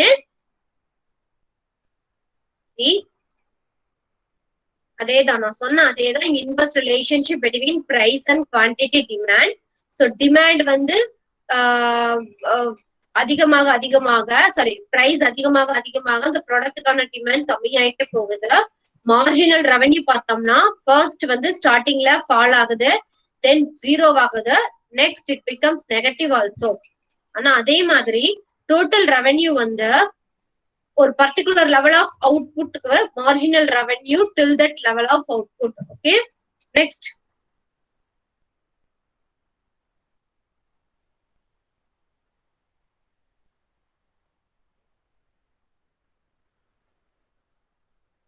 see this is the marginal revenue. அததான் இப்படி எழுதிக்கான். changes in total revenue divided by changes in quantity சொல்றோம் இல்லையா? சோ அதுதான் அந்த ஸ்லோப்ப தான் அவன் வந்து differentiation of total revenue with respect to, அதாவது differentiation of function total revenue with respect to Q. இது ஒண்ணுமே இல்ல, changes in total revenue divided by Q தான் அப்படி எழுதிருக்கான். சோ இதை வந்து டயக்ராம்ல கொடுத்தோம்னா அந்த டிடிஆர் டிவைடட் பை டிக்யூ அப்படின்றது என்ன அப்படின்னா டோட்டல் ரெவென்யூ கர்வோட ஸ்லோப், அதோட சாய்வு அப்படின்னு சொல்லுவாங்க. ஓகேயா? see listen, when the demand curve of the firm is a normal downward sloping one, there is a well defined relationship between average revenue and marginal revenue and total revenue. ஓகேயா? அதாவது என்ன சொல்றான்னா, ஒரு ஃபார்மனுடைய டிமாண்ட் கர்வ் வந்து நார்மலா downward sloping demand curve அப்படின்னா நம்ம ஈஸியா இந்த 3 ரெவென்யூவுக்கு மெடல் இருக்கிற ரிலேஷன்ஷிப்ப சொல்லலாம். ஓகேயா? சோ அது என்ன சொல்றாங்கன்னா ஃபாலோயிங் ஒரு என்ன சொல்றது ஒரு டயக்ராம் கொடுத்திருக்காங்க. சோ அதுல பார்த்தோம்னா என்ன சொல்றாங்க அப்படின்னா, marginal revenue curve lies below the average revenue curve, showing that marginal revenue declines more rapidly than average revenue. அதாவது இந்த ஷெட்யூல்ல பாத்தீங்கன்னா ஆவரேஜ் ரெவென்யூவை விட டக்குன்னு சீக்கிரமா மார்ஜினல் ரெவென்யூ கம்மியாயிட்டே வருது. இதாவது ஆவரேஜ் ரெவென்யூவாவது 10, 9, 8, 7ன்னு ஒரு யூனிட்டா தான் கம்மியாயிட்டு வருது. இங்க பாரு 10, 8, 6, 4, 2ன்னு டக்குன்னு சீக்கிரமா கம்மியாயிட்டு வருது. சோ அததான் சொல்றாங்க இங்க. Okay, declines more rapidly than average revenue. Next, total revenue increases as long as the marginal revenue is positive. இது ஆல்ரெடி நம்ம படிச்சதுதான்டா. மார்ஜினல் ரெவென்யூ பாசிட்டிவா இருக்கிற ஸ்டேஜ் வரைக்கும் டோட்டல் ரெவென்யூ இன்க்ரீஸ் ஆகுது. எப்போ மார்ஜினல் ரெவென்யூ டிக்ளைன் ஆகுதோ, அதாவது மார்ஜினல் ரெவென்யூ நெகட்டிவ் ஆகுதோ, total revenue starts to decline. Okay, see this diagram. Okay, if a firm faces downward sloping demand curve அப்படின்னா, okay, இந்த average revenue curve தான் firmனுடைய என்ன curve பார்த்த அப்படின்னா firmனுடைய demand curveனு வெச்சுக்கோ. Okay, so this one is firmனுடைய marginal revenue curve. ஏன் இந்த average revenue curveக்கு கீழ marginal revenue curve இருக்குன்னா ஆவரேஜ் ரெவென்யூ விட மார்ஜினல் ரெவென்யூ சட்டுன்னு கம்மியாகிறதுனால this is called marginal revenue curve. marginal revenue curve வந்து first starting வந்து decline ஆகுது. So it starts to decline, then it becomes axis touch பண்ணிடுச்சு, zero ஆயிடுச்சு, and then starts to negative. Okay, so இந்த diagram பாரு. So total revenue வந்து is maximum. It's total revenue is increasing as long as the marginal revenue is positive. இது இந்த பாயிண்ட்ல இருக்கிற வரைக்கும் total revenue increase ஆயிடுது. Then இது நெகட்டிவ் ஆக இருக்கும்போது total revenue starts to fall. ஓகேயா? So அப்போ ஸ்டார்டிங்ல வந்து total revenue increase ஆகுது, but average revenue and marginal revenue starts to fall. ஓகேவா? So இதுதான். Okay, this is the relationship between total revenue and average revenue and marginal revenue. Okay,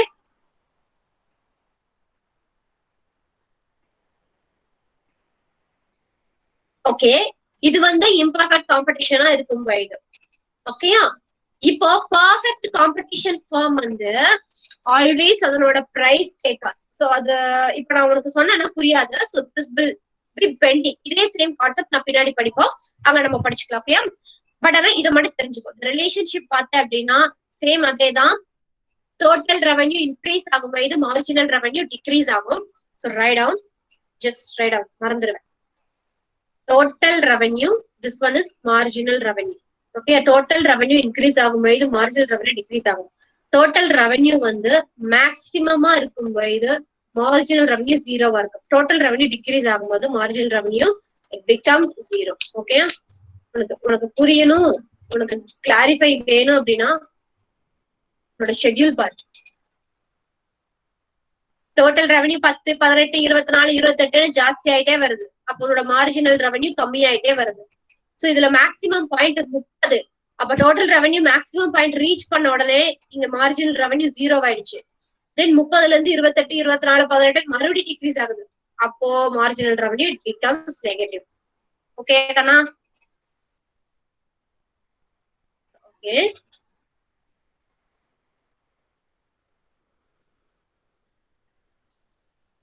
See, this is the revenue curve, average revenue curve of a perfectly competitive firm. இது ஏன்னு சொல்லி நான் உனக்கு பின்னாடி சொல்றேன். இப்ப சொன்னா உனக்கு புரியாது. ஓகேயா? புரியாதுல்ல? You will get confused. என்னடா அது சம்பந்தமே இல்லாம இருக்கு அப்படின்னு சொல்லி சொல்லுவாங்க. Okay, so and next relationship between average revenue, marginal revenue, total revenue and price elasticity of demand.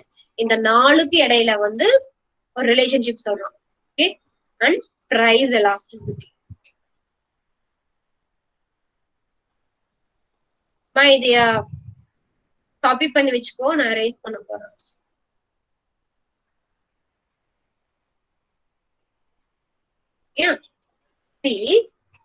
இந்த 4 விஷயத்துக்கு மேல total revenue, marginal revenue, average revenue and TP stands for price elasticity. இந்த 4க்கும் இடையில இருக்கிற ரிலேஷன்ஷிப்பை நம்ம ஒரு ஃபார்முலா மூலியமா எக்ஸ்பிளைன் பண்றது என்னன்னா, marginal revenue is equal to average revenue into E minus 1. E stands for elasticity. Okay, elasticity value minus 1 divided by E.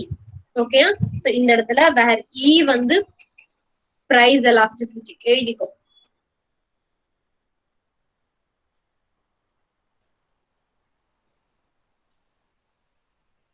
Okay. Suppose, okay, if elasticity value is unitary, E equal to 1 அப்படினா, see, then average revenue into E ஓட value 1 அப்படினா 1 minus 1 divided by 1. 1 minus 1 answer என்னடா? 0 ma'am. 0. ஏய் எல்லாம் தூங்குறியா? Students, அனைவரும் இருக்கின்றோம். 0 ma'am. 1 minus 1 stands for 0. 0 divided by anything? 0 ma'am. 0 ma'am. 0. 0 into anything? 0 ma'am. 0. Okay. அதே மாதிரி suppose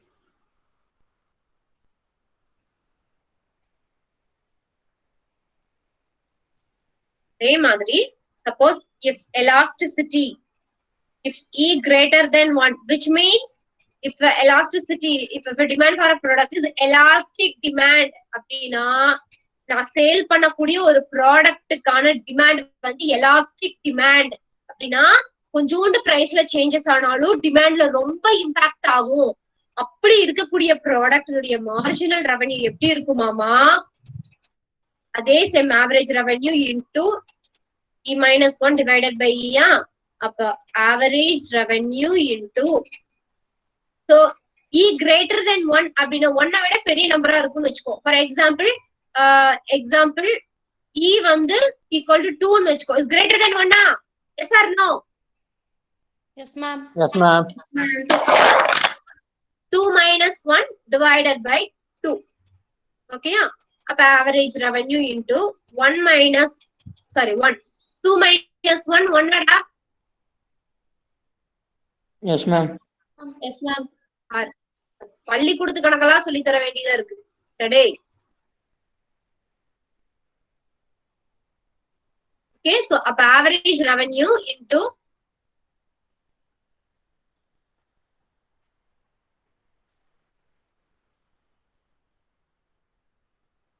average revenue into 1 divided by 2 எவ்வளவுடா? 0.5 ma'am. 0.5. இங்க என்ன நம்பரோ இருந்துட்டு போட்டோம். இங்க 3 4 என்னவோ இருந்துட்டு போட்டோம். கிடைக்கிற நமக்கு எப்படி வரும்னா பாசிட்டிவா வரும். என்ன நம்பர் வேணா இருந்துட்டு போட்டீங்க, any value you can take. இங்க என்ன ஆன்சர் வேணா வரட்டும், பட் கிடைக்கிற வேல்யூ பாசிட்டிவா இருக்கும். Suppose if a product having inelastic demand E less than 1 அப்படின்னா AR into E minus 1 அப்படின்னா ஃபார் எக்ஸாம்பிள் 1 விட கம்மியா இருக்கும் அப்படின்னா 0.5 எடுத்துக்கோ. Example 0.5 minus 1 divided by 0.5. ஓகேயா?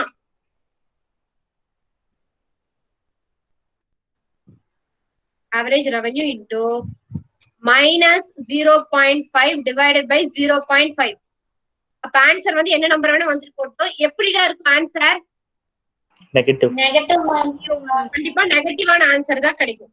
சோ அப்போ இத வச்சு இந்த ரிலேஷன்ஷிப் வந்து நமக்கு எப்படி கொடுக்கறோம் அப்படின்னா, listen, take this formula, marginal revenue is equal to average revenue into elasticity minus 1 divided by elasticity. இந்த ஃபார்முலாவை வச்சு ஒரு பர்டிகுலர் ப்ராடக்ட்டுக்கான மார்ஜினல் ரெவன்யூவும் அந்த ப்ராடக்டினுடைய எலாஸ்டிசிட்டி ஆஃப் டிமாண்டையும் லிங்க் பண்றாங்க. எப்படின்னா, if a product has unitary elastic demand, அதோட elasticity value வந்து unitary elastic இருக்குன்னா, marginal revenue earned from that product is equals to 0. Suppose if a product has elastic demand அப்படின்னா, then its marginal revenue will be positive. If a product elastic demand is inelastic demand curve அப்படின்னா, then the marginal revenue is negative. யாருக்காவது இதுல doubt இருக்கா? No doubt, ma'am. வாய் திறங்கடா. டேய். No, ma'am. No, ma'am.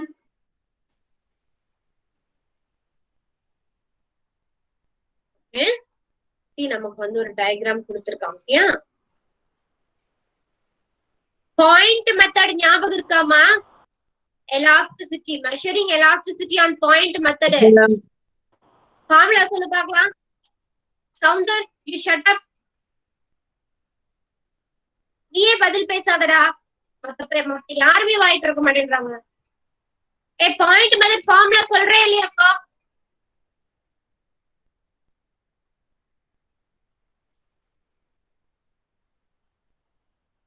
Ma'am, lower segment divided by upper segment. யார் பாது? Ma'am, Akash. Akash. So Akash தவிர வேற யாருக்குமே நான் கிளாஸ் எடுக்கல இல்லையா? சவுந்தர், கீர்த்தி, ஆகாஷ் இவங்களை தவிர கேர்ள்ஸ் அண்ட் பாய்ஸ் யாருக்குமே கிளாஸ் எடுக்கல இல்லையா? So very good, keep it up. இப்படியே மெயின்டைன் பண்ண எக்ஸாம்ல சீக்கிரமா பாஸ் பண்ணிடுவேன். Okay okay. சோ பாயிண்ட் மெத்தட்ல ஃபார்முலா பார்த்தோம்னா, lower segment divided by upper segment. அதாவது given point on the demand curve மேல மெஷர் பண்ணலாம்டா எலாஸ்டிசிட்டின்னு சொன்னேன். அதாவது இப்படி ஒரு பாயிண்ட் அவன் கொடுத்துருவான். சோ இதோட சென்டர் பாயிண்ட்டுக்கு பேரு ஈன்னு வச்சுக்கோ. இந்த இடத்துல எலாஸ்டிசிட்டியோட வேல்யூஸ் ஈக்குவல் டு 1 இருக்கும், யூனிட்டரியா இருக்கும். ஓகே, இத வந்து நம்ம 2 செக்மெண்டா பிரிக்கலாம்டா. இங்க 2 செக்மெண்ட் இருக்கு, இங்க 2 செக்மெண்ட் இருக்குன்னு கத்துன. சரியா? இந்த பாயிண்ட்ல வந்து எலாஸ்டிசிட்டியோட வேல்யூ இந்த இடத்துல is greater than 1. இது வந்து யூனிட்டரி எலாஸ்டிக்டா. இந்த இடத்துல லெஸ் தென் 1 இருக்கும். ஓகே, அப்படின்னு சொல்லிட்டு கத்துன்னு கத்துனேன். ஓகே, அதெல்லாம் வந்து காத்தோட போச்சு. அப்படியே உட்காரு. சரியா? வாய் திறந்துட கூடாது. ஏதா அதிசயம் நடந்துட்டா என்ன பண்றது? நீ வாய் திறந்து பதில் பேசிட்டேனா?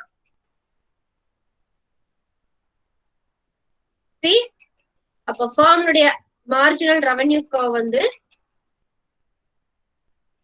this is our marginal revenue curve.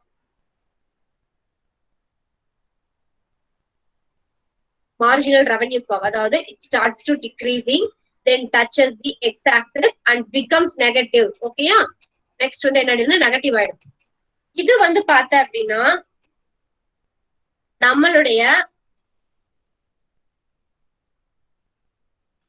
Total revenue curve. எப்படின்னா, லைக் இட்ஸ் ஃபர்ஸ்ட் வந்து டோட்டல் ரெவன்யூ இன்க்ரீஸ் ஆகும், தென் மேக்ஸிமம் பாயிண்ட் ரீச் பண்ணும், and then it starts to decrease. ஓகேயா? So total revenue increases, it is maximum until marginal revenue is positive. ஓகேயா?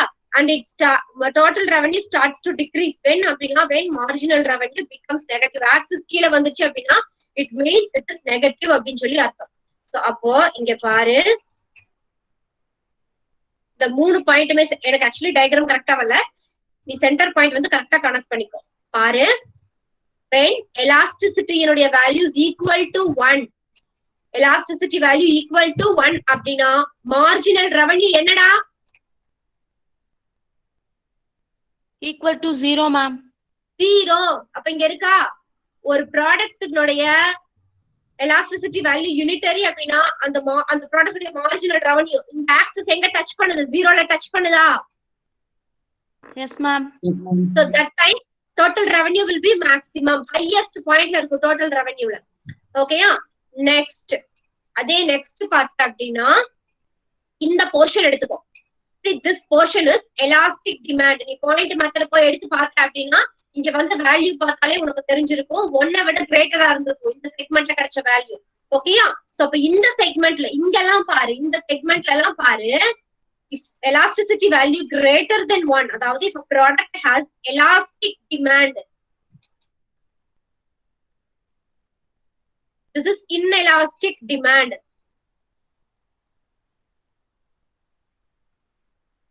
Okay, அப்படின்னா இங்க இருந்து இந்த போர்ஷன் குள்ள பாரு, மார்ஜினல் ரெவன்யூ எப்படி இருக்கு? டிக்ரீஸ் ஆயிட்டு இருக்கு, பட் ஆனா பாசிட்டிவா இருக்கா? Yes, ma'am. இந்த ஆக்சிஸ் கீழ இறங்கினாதான் this is வந்து 4th quadrant, அதாவது நெகட்டிவ் இருக்கு. இந்த ஆக்சிஸ் கீழ இறங்கினாதான் 4th quadrant, y ஆக்சிஸ்ல இறங்கினாதான் நெகட்டிவ் ஆகும். இது வரைக்கும் இந்த ஆக்சிஸ்க்கு மேல வரைக்கும் இது பாசிட்டிவ் நம்பர் தானா? Yes ma'am. Ma'am. So அப்போ if a product has elastic demand அப்படின்னா இதோட total revenue will be increasing. இந்த போர்ஷன் வரைக்கும் பாரு, total revenue increase ஆகும். என்ன காரணம் அப்படின்னா எலாஸ்டிக் டிமாண்ட்னா என்ன அர்த்தம்னா ஒரு ப்ராடக்டினுடைய பிரைஸ்ல கொஞ்சோண்டு சேஞ்சஸ் நடந்தாலும் அந்த ப்ராடக்டோடைய டிமாண்ட் வந்து கொஞ்சம் நல்லா அஃபெக்ட் ஆகும். ஓகேயா? அப்போ வாங்குறவன் அதிகமா வாங்குவான். அப்போ வந்து ஈவன் தான் நம்ம பிரைஸ் கம்மி பண்ணாலும் சேல்ஸ் அதிகமா நடந்தா நம்மளோட என்டையர் ரெவன்யூ அதிகமாகும். Yes or no? Yes, ma'am. உனக்கு கான்செப்ட் புரிய வைக்கணும்னா, நானும் சவுந்தரும் இருக்கும். சவுந்தரும் ஒரு பென் மேனுஃபேக்சர் பண்றான், ஒரு பெண்ணோட விலை 20 ரூபாய். நானும் குருபிரகா நானும் வந்து பென் மேனுஃபேக்சர் பண்றேன், அதே ஒரு பெண்ணோட விலை 2 ரூபாய் தான். சரியா? சவுந்தர் வந்து ஜஸ்ட் 10 பென் விக்கிறான். 10 into 20 எவ்வளவுடா? 200, ma'am. 200. நான் என்ன பண்றேன், அதே என்னோட பெண்ணோட விலை ஜஸ்ட் 2 ரூபாய் தான். நான் என்ன பண்றேன், ஒரு 150 பென் வந்து நான் சேல் பண்ணிடுறேன். அவன் வந்து பிரைஸ் ஹையரா இருக்கு, அவன் ப்ராடக்ட்டுக்கு ஜஸ்ட் 20 தான் சேல் பண்ணிருக்கான். நான் வந்து என்னோட ஒரு பெண்ணோட விலை 2 ரூபாய் தான். அப்ப என்னோட ரெவன்யூ எவ்வளவு? 300. அப்போ நீ நல்லா பாரு, ஒரு ப்ராடக்டோட பிரைஸ் அதிகமா இருந்தாலும் கூட வாங்குறவன் கம்மியா இருப்பான், அப்ப ரெவன்யூ வந்து அவ்வளவா இன்க்ரீஸ் ஆகாது. ஈவன் தோ ப்ராடக்டோட விலை 1 ரூபாயா இருந்தாலும் சேல்ஸ் யூனிட்ஸ் அதிகமாச்சு அப்படின்னு ஒரு என்டையர் ரெவன்யூமே அதிகமாகும். இதே கான்செப்ட் தான் இங்க. சோ அப்போ ஒரு ப்ராடக்டோட பிரைஸ் வந்து இத்தனோண்டு அதிகமானா கூட டிமாண்ட்ல என்டையரா சேஞ்சஸ் நடக்கும். அந்த என்டையர் டிமாண்ட்னா அவ்வளவு தேவை இருந்ததுன்னா நமக்கு அவ்வளவு சப்ளை ஆகும், அவ்வளவு ரெவன்யூ ஏர்ன் பண்ணுவோம். சோ அப்போ என்னது total revenue will B increasing. அதே மாதிரி இப்ப ப்ராடக்ட் இந்த ஏரியாவில பார்த்தேன் அப்படின்னா, இந்த ஏரியால திஸ் ஏரியா, இந்த ஏரியாக்கு அப்புறம் இந்த பக்கம் பார்த்தேன் அப்படின்னா பிகம்ஸ் என்னது நெகட்டிவ். மார்ஜினல் ரெவன்யூ வந்து எந்த ப்ராடக்ட் வந்து இன்எலாஸ்டிக் டிமாண்டா இருக்கோ, அதாவது பிரைஸ் சேஞ்சஸ் நடந்தாலும் டிமாண்ட் அஃபெக்ட் ஆக மாட்டேங்குதோ அந்த ப்ராடக்டோட marginal revenue is negative, total revenue will be decreasing. இதுல யாருக்காவது டவுட் இருக்கா?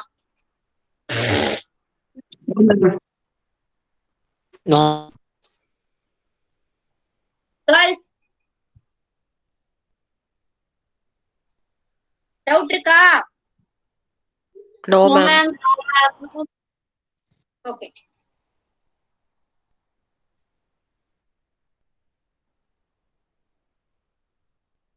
Next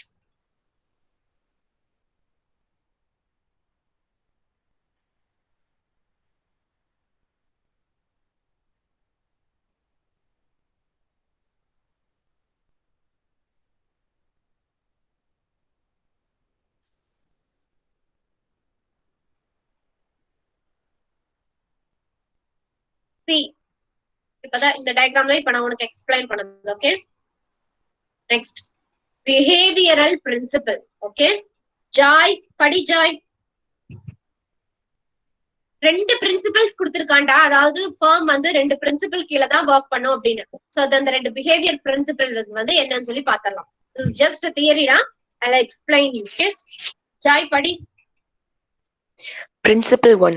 A firm should not produce at all if its total variable costs are not met. It is a matter of common sense that a firm should produce only if it will do better by producing than by not producing. The firm always has the opinion of not producing at all. If a firm's total revenues are not enough to make good even the total variable cost, it is better for the firm to shut down.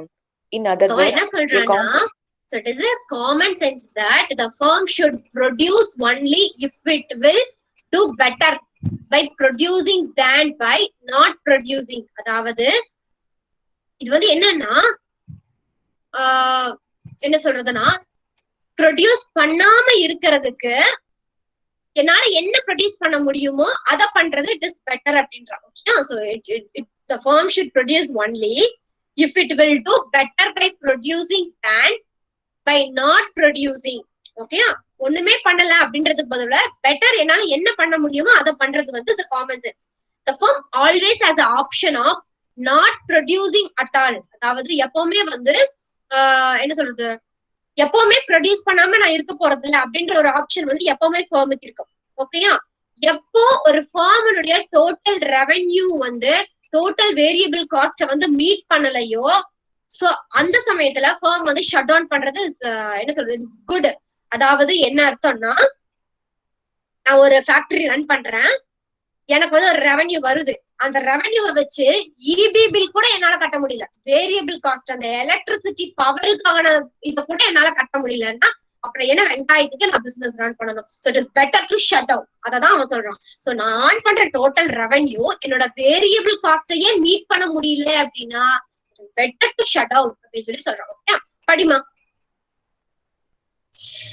In other words, a competitive firm should shut down if the price is below AVC.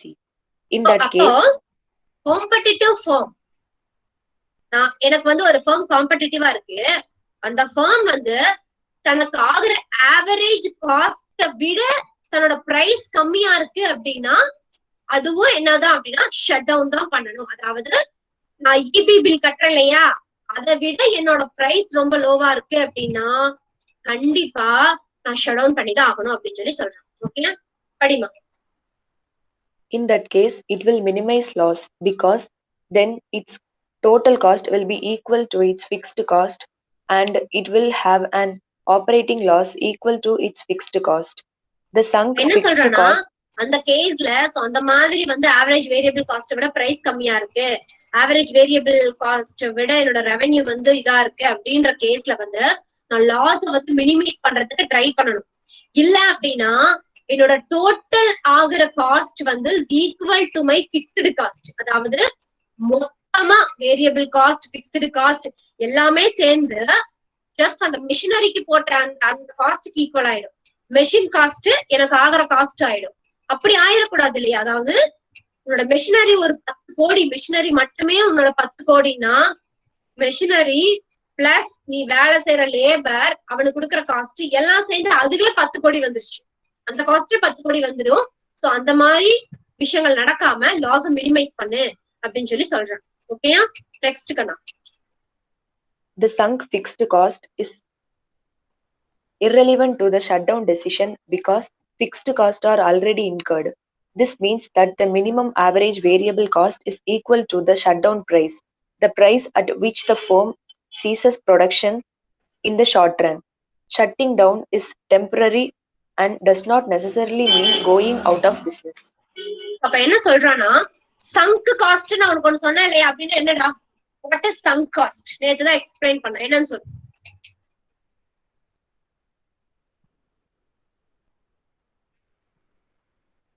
Go and check. முழிக்காத, உட்காந்துட்டு முழிக்காத, எதை கேட்டாலும் முழிக்காத. ஏன்னா last கிளாஸ்ல இப்படி திட்டு வாங்குறேன்னு எனக்கு புரியலடா.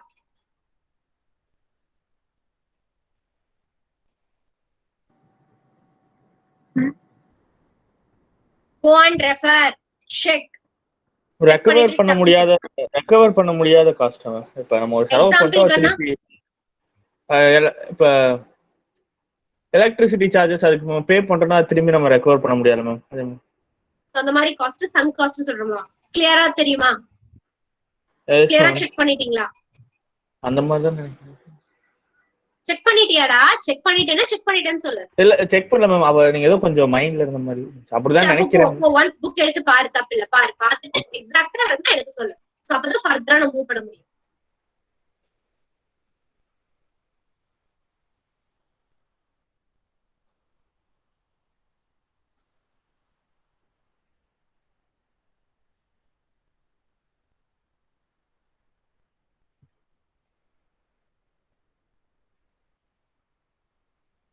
Yes ma'am. அட்வர்டைசிங்லாம் பண்ணுவோம்ல மேம். நேற்று ஒரு எக்ஸாம்பிள் சொன்னீங்களா, அட்வர்டைஸ்மெண்ட் பண்ணா நம்ம திரும்பி எதுவும் பண்ண முடியாது, ஒரு பொருளுக்கான விளம்பரம்.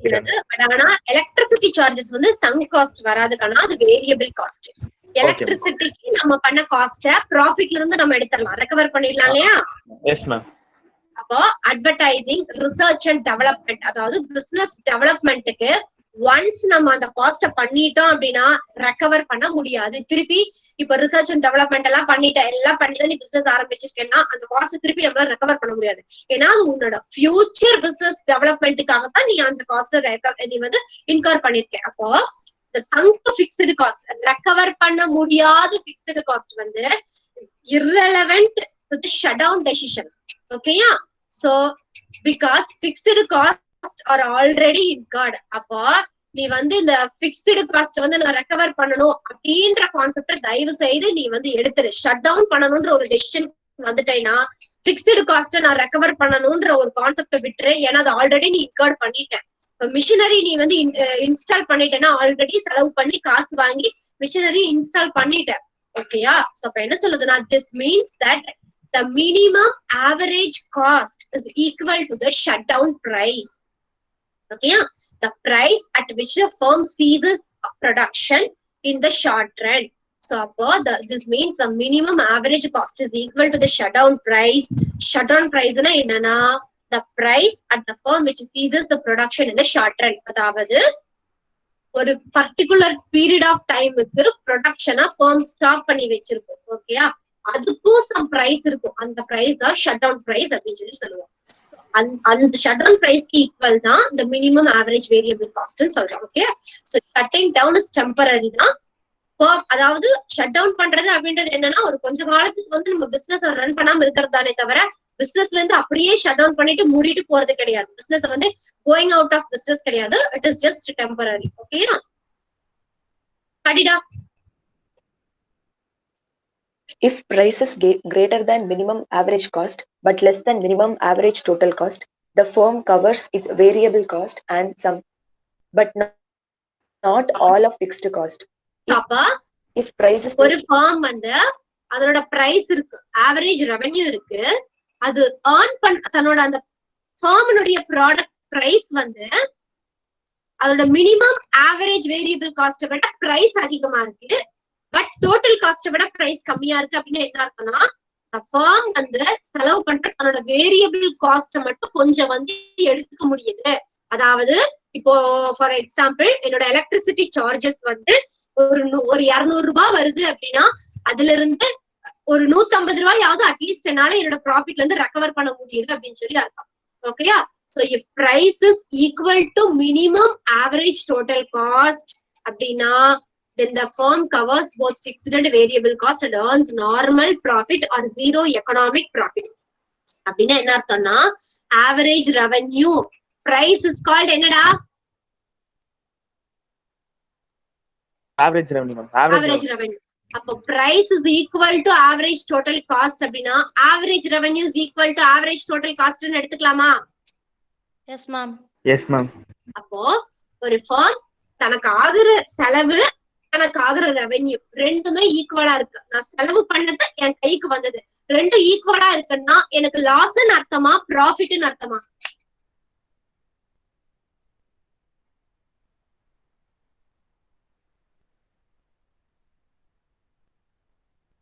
என்னோட சொல்லுங்க.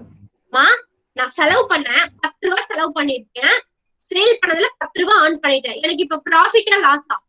Normal profit, ma'am. Normal profit. ப்ராஃபிட்டும் கிடையாது, எனக்கு லாஸும் ஆகல. என்ன செலவு பண்ணணும் அதை நான் அப்படியே ரெக்கவர் பண்ணிட்டேன். அப்போ average revenue equals to average காஸ்ட்னா the firm is earning normal profit or zero economic profit. ஓகேயா? Average revenue greater than average cost. நான் செலவு பண்ணதை விட எனக்கு earn பண்ணது ஜாஸ்தியா இருக்குன்னா ப்ராஃபிட்டா லாஸா?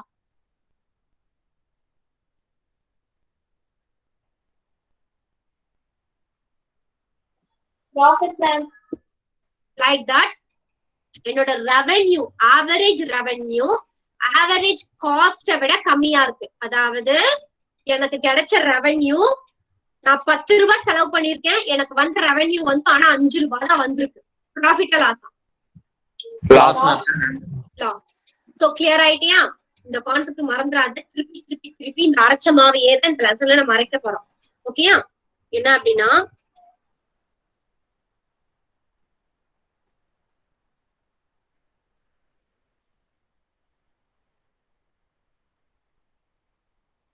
average revenue equals to average total cost.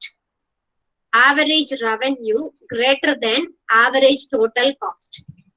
Average revenue less than average total cost.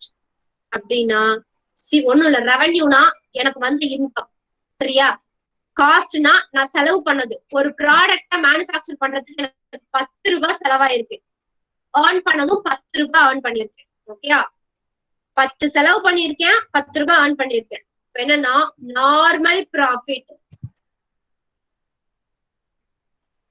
R zero economic profit. Normal ப்ராஃபிட்டுக்கு இன்னொரு நேம் என்னடா? Zero economic profit. Zero economic profit. Next, ஒரு ப்ராடக்ட் 10 ரூபாய் செலவு பண்ணிருக்கேன், 15 ரூபாய் அந்த வித்தலத்துல இருந்து எனக்கு வந்திருக்குன்னா ப்ராஃபிட்டா? Yes, ma'am. இது வந்து சூப்பர் நார்மல் ப்ராஃபிட். காஸ்ட விட அதிகமாவே இன்கர் பண்ணிருக்கேன். இது 10 ரூபாய் செலவு பண்ணிருக்கேன், ஆனா சேல் பண்ணதுல இருந்து எனக்கு 6 ரூபாய் தான் வந்திருக்கு. அப்போ loss. Any doubt? No, ma'am. Girls, No, ma'am. No, ma'am. shall we move to the next? Yes, Yes, ma'am. ma'am. Akash Ma'am. படிங்க. Akash, Principle 2. The firm will be making maximum profit by expanding output to the level where marginal revenue is equal to marginal cost. இதுவும் In ஒரு other words- important concept தான். So form வந்து எந்த அளவு வந்து, for example ஒரு concept சொல்ல, நீ அதிகமா ரெவென்யூ ஆன் பண்ணணும். அப்ப நீ என்ன பண்ணுவ? நீ you are a producer, manufacturer. ஓகேயா? ஒரு கம்பெனி வச்சிருக்கேன், ஒரு ப்ராடக்ட் மேனுஃபேக்சர் பண்ற. அதிக ப்ராஃபிட் வேணும்னா ப்ரொடக்ஷன் அதிகமா கொடுக்கணுமா வேண்டாவா? கொடுக்கணும் மேம். அப்போ டு மேக்ஸிமைஸ் ப்ராஃபிட்னா டு மேக்ஸிமைஸ் அவுட்புட்டா? Yes, ma'am. டேய் வாயத்தோட மத்தவங்கலாம். Yes, ma'am. ஓகே. ma'am. So okay, profit maximise பண்ணனும்னா அவுட்புட் மேக்ஸிமைஸ் பண்ணனும்னு சொல்லிட்டீங்க. நான் பாட்டுக்கு என் இஷ்டத்துக்கு அவுட்புட் மேக்ஸிமைஸ் பண்ணிட்டே போட்டா அப்படின்னு நீ கேள்வி கேட்ப. இந்த மாதிரி அறிவாளிங்களா நிறைய பேர் இருக்காங்க, கேட்ப. அப்படின்னா அப்படிலாம் இஷ்டத்துக்கு எல்லாம் எக்ஸ்பேண்ட் பண்ண முடியாது. அதுக்குன்னு சில லெவல் வச்சிருக்கான். அது என்ன லெவல்னா, ஃபர்மனுடைய மார்ஜினல் ரெவென்யூவும் மார்ஜினல் காஸ்டும் ஈக்குவல் ஆகுற ஸ்டேஜ் வரைக்கும் உன்னோட அவுட்புட்டை நீ எக்ஸ்பேண்ட் பண்ணிக்கோ. அதுக்கு மேல போகாத, போனீங்கன்னா உனக்கு ஆப்பு அப்படின்னு சொல்லி சொல்றோம். ஓகேயா? சோ ஃபர்ஸ்ட் பிரின்சிபல் என்ன? the firm வந்து is not produce at all of its எல்லா வேரியபிள் காஸ்ட்டுமே தீந்து போற அளவுக்கு ப்ரொடியூஸ் பண்ணாது ஃபர்ஸ்ட். சரியா? செகண்ட் பிரின்சிபல் என்ன? the firm will maximize its profit by expanding its output until the level of where its marginal revenue is equals to the marginal cost. இந்த கான்செப்ட்ல யாருக்காவது டவுட் இருக்கா? எனக்கு புரியல யாருக்காவது? Open up your mouth. No, ma'am. ஓகே, Ma'am. அப்போ நம்ம நெக்ஸ்ட் போயிடலாம். ஓகேயா? சோ படி Akash. In other words, it will pay the firm to go on producing additional units of output so long as the marginal revenue exceeds marginal level cost. That is, additional units add more to revenue than to cost. At the point of equality between marginal revenue and marginal cost, it will earn maximum profit. அப்ப என்ன சொல்றானா, it will pay the firm to go on producing additional units of output so long as the marginal revenue exceeds the marginal cost. So அப்ப என்ன சொல்றான், எந்த இடத்துல வந்து marginal revenue வந்து marginal cost விட, அதாவது அல்டிமேட்டா அந்த காஸ்ட விட அல்டிமேட் ரெவன்யூ வந்து அதிகமா இருக்கும், ஃபைனல் ரெவன்யூவை விட ஃபைனல் காஸ்ட் இந்த ரெண்டும் வந்து ஃபைனல் ரெவன்யூ அதிகமா இருக்கும், அந்த ஸ்டேஜ் வரைக்கும் மேக்ஸிமம் கொடுக்கலாம். அடிஷனல் யூனிட்ஸ் ஆஃப் அவுட்புட்டை நான் ப்ரொடியூஸ் பண்ணிக்கிட்டே போகலாம். ஓகேயா? தட் இஸ் ஏன் அப்படின்னா, அடிஷனல் யூனிட்ஸ் நான் வந்து ப்ரொடியூஸ் பண்ண ரெவன்யூ வந்து காஸ்ட விட அதிகமாகும். நான் இப்ப சொன்னேன்னா, நான் 150 யூனிட் நான் வித்தேன் அப்படின்னா அப்ப என்னோட ரெவன்யூ என்ன ஆயிடுச்சு? Increased, ma'am. இன்க்ரீஸ் ஆச்சு. அப்ப additional units add more revenue than to cost. Cost விட அடிஷனலா நம்ம ப்ரொடக்ஷன் கொடுத்துக்கிட்டே இருக்கோம்னா அப்ப அது வந்து நம்மளோட ரெவன்யூவை ஆட் பண்ணிட்டே போகும். சோ அப்போ எந்த இடத்துல ப்ராஃபிட் மேக்ஸிமைசேஷன் அப்படின்னா where marginal revenue equals to marginal cost. Important one mark எழுதி வச்சுக்கோ. ப்ராஃபிட் மேக்ஸிமைசேஷன் பாயிண்ட் அப்படின்னு கொடுத்துட்டு உனக்கு 4-5 marginal revenue greater than marginal cost, marginal revenue less than marginal cost, marginal revenue equals to marginal cost கேட்பான். அப்போ at point of equality between marginal revenue marginal cost it will earn maximum profit. Write down, take notes.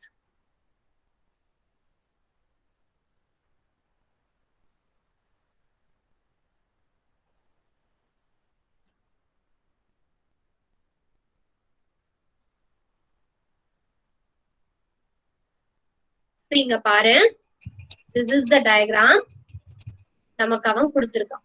ஓகேயா? இதுதான் நம்மளுடைய diagram. ஓகேயா? see, இது வந்து நம்மளோட marginal revenue curve. So revenue curve is always downward sloping curve. இங்க பாரு, this is our marginal revenue curve and this one is our marginal cost curve. ஓகேயா? சோ அப்போ காஸ்ட் கர்வ் வந்து எப்பவுமே வந்து அப்பர்டா இருக்கும். ஓகே, மார்ஜினல் காஸ்ட் கர்வ் வந்து நம்ம லாஸ்ட் கிளாஸ்ல பார்த்தோம், இட் இஸ் அப்பர்ட் கர்வ். ஓகே, அப்போ இந்த ஸ்டேஜ் வரைக்கும் பார்த்தேன்னா மார்ஜினல் ரெவன்யூ மார்ஜினல் கர்வ் ரெண்டும் ஈக்குவல் பண்ற இந்த இடத்துக்கு பேரு ப்ராஃபிட் மேக்ஸிமைசேஷன் பாயிண்ட். ஓகே, இந்த பாயிண்ட்டுக்கு பேரு ப்ராஃபிட் மேக்ஸிமைசேஷன் பாயிண்ட். ஓகேயா? சோ இந்த பாயிண்ட்டுக்குள்ள நீ ப்ரொடியூஸ் பண்ணேன்னா ப்ராஃபிட்டை வந்து இன்க்ரீஸ் பண்ணும். ஓகேயா? இதுக்கு மேல போகும்போது இந்த marginal revenue marginal cost equal பண்ணியாச்சு. இந்த பாயிண்ட்டுக்கு மேல நீ போகும்போது பார்த்த அப்படின்னா சோ மார்ஜினல் காஸ்ட் வந்து மார்ஜினல் ரெவன்யூவை விட ஜாஸ்தியா இருக்கும். சோ ப்ராஃபிட் வந்து டிக்ரீஸ் ஆகும். இந்த பாயிண்ட்ல பார்த்த அப்படின்னா அதாவது இந்த பாயிண்ட்டுக்கு முன்னாடி வரைக்கும் பார்த்த அப்படின்னா ரெவன்யூ கிரேட்டர் தென் காஸ்ட். ஓகே, அந்த மார்ஜினல் ரெவன்யூ வந்து மார்ஜினல் காஸ்ட விட அதிகமா இருக்கு அப்படின்னு சொல்லி சொல்றோம். சோ ஓகேவா? சோ இதுல யாருக்காவது டவுட் இருக்கா?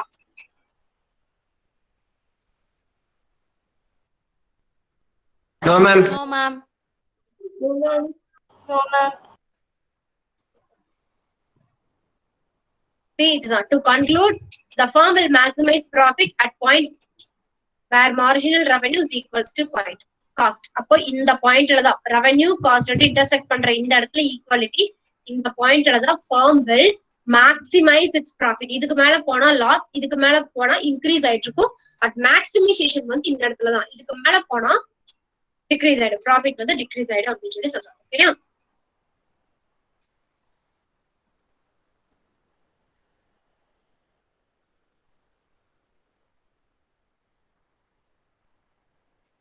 Wait Kanna.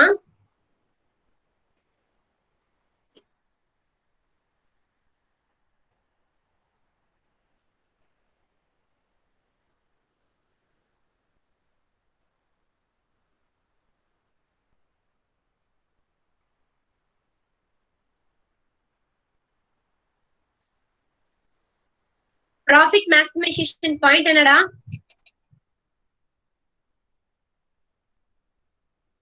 Marginal revenue is equals to marginal cost, ma'am.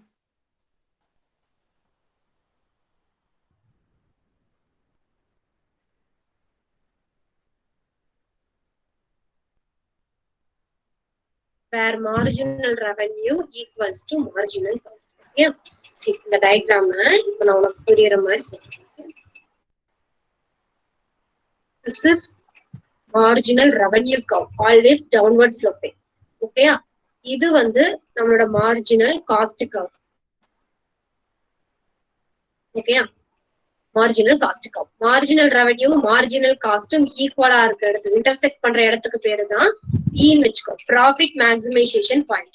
Okay, so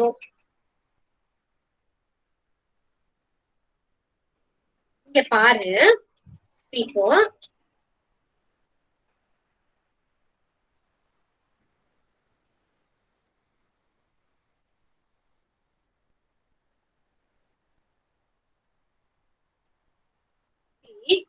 இது வந்து என்ன கவுடா?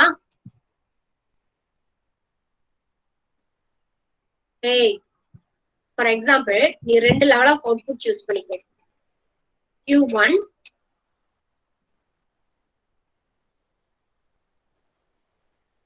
Q2. மேம் நான் இப்போ வந்து ரெண்டு லெவல் ஆஃப் அவுட்புட் சூஸ் பண்ணிருக்கேன். ஓகே, சோ இந்த லெவல் அவுட்புட் நான் சூஸ் பண்ணிருக்கேன். அப்ப this level of outputக்கு உங்களோட marginal revenue this. Okay, so அப்ப this level of outputக்கு உங்களோட marginal cost வந்து this. இவ்வளவு தூரம் உங்களோட marginal cost, இவ்வளவு வந்து உங்களோட marginal revenue. அப்போ marginal revenue கம்மியா இருக்கா, marginal cost கம்மியா இருக்கா?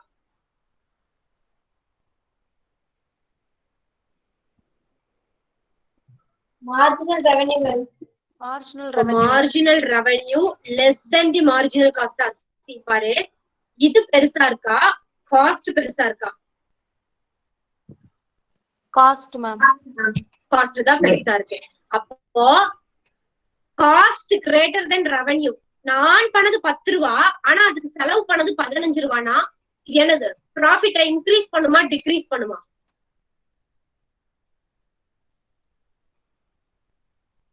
டிக்ரீஸ் ஆகும். லாஸ் ஆஃப் ப்ராஃபிட்டா? லாஸ். லாஸ். ஓகே, அதே வந்து இந்த பாயிண்ட் எடுத்துக்கோ.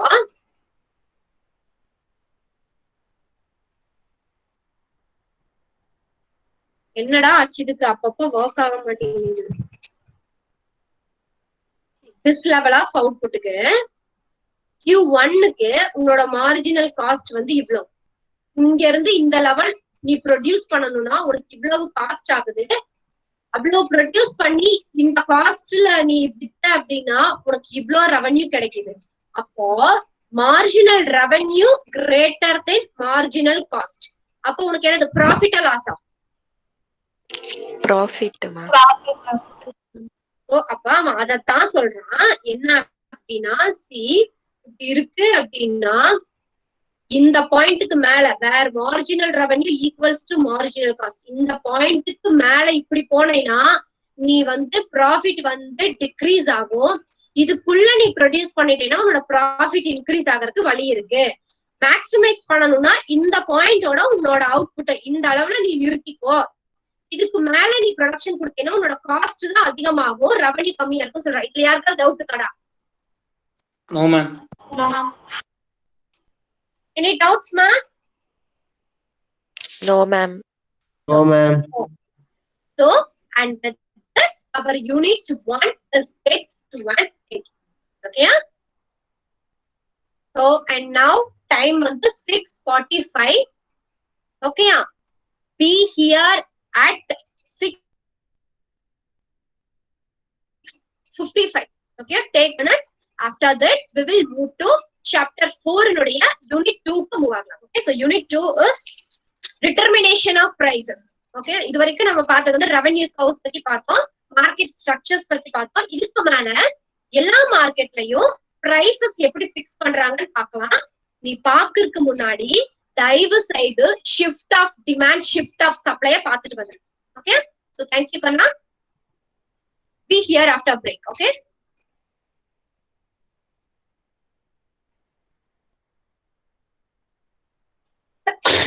Yes, ma'am.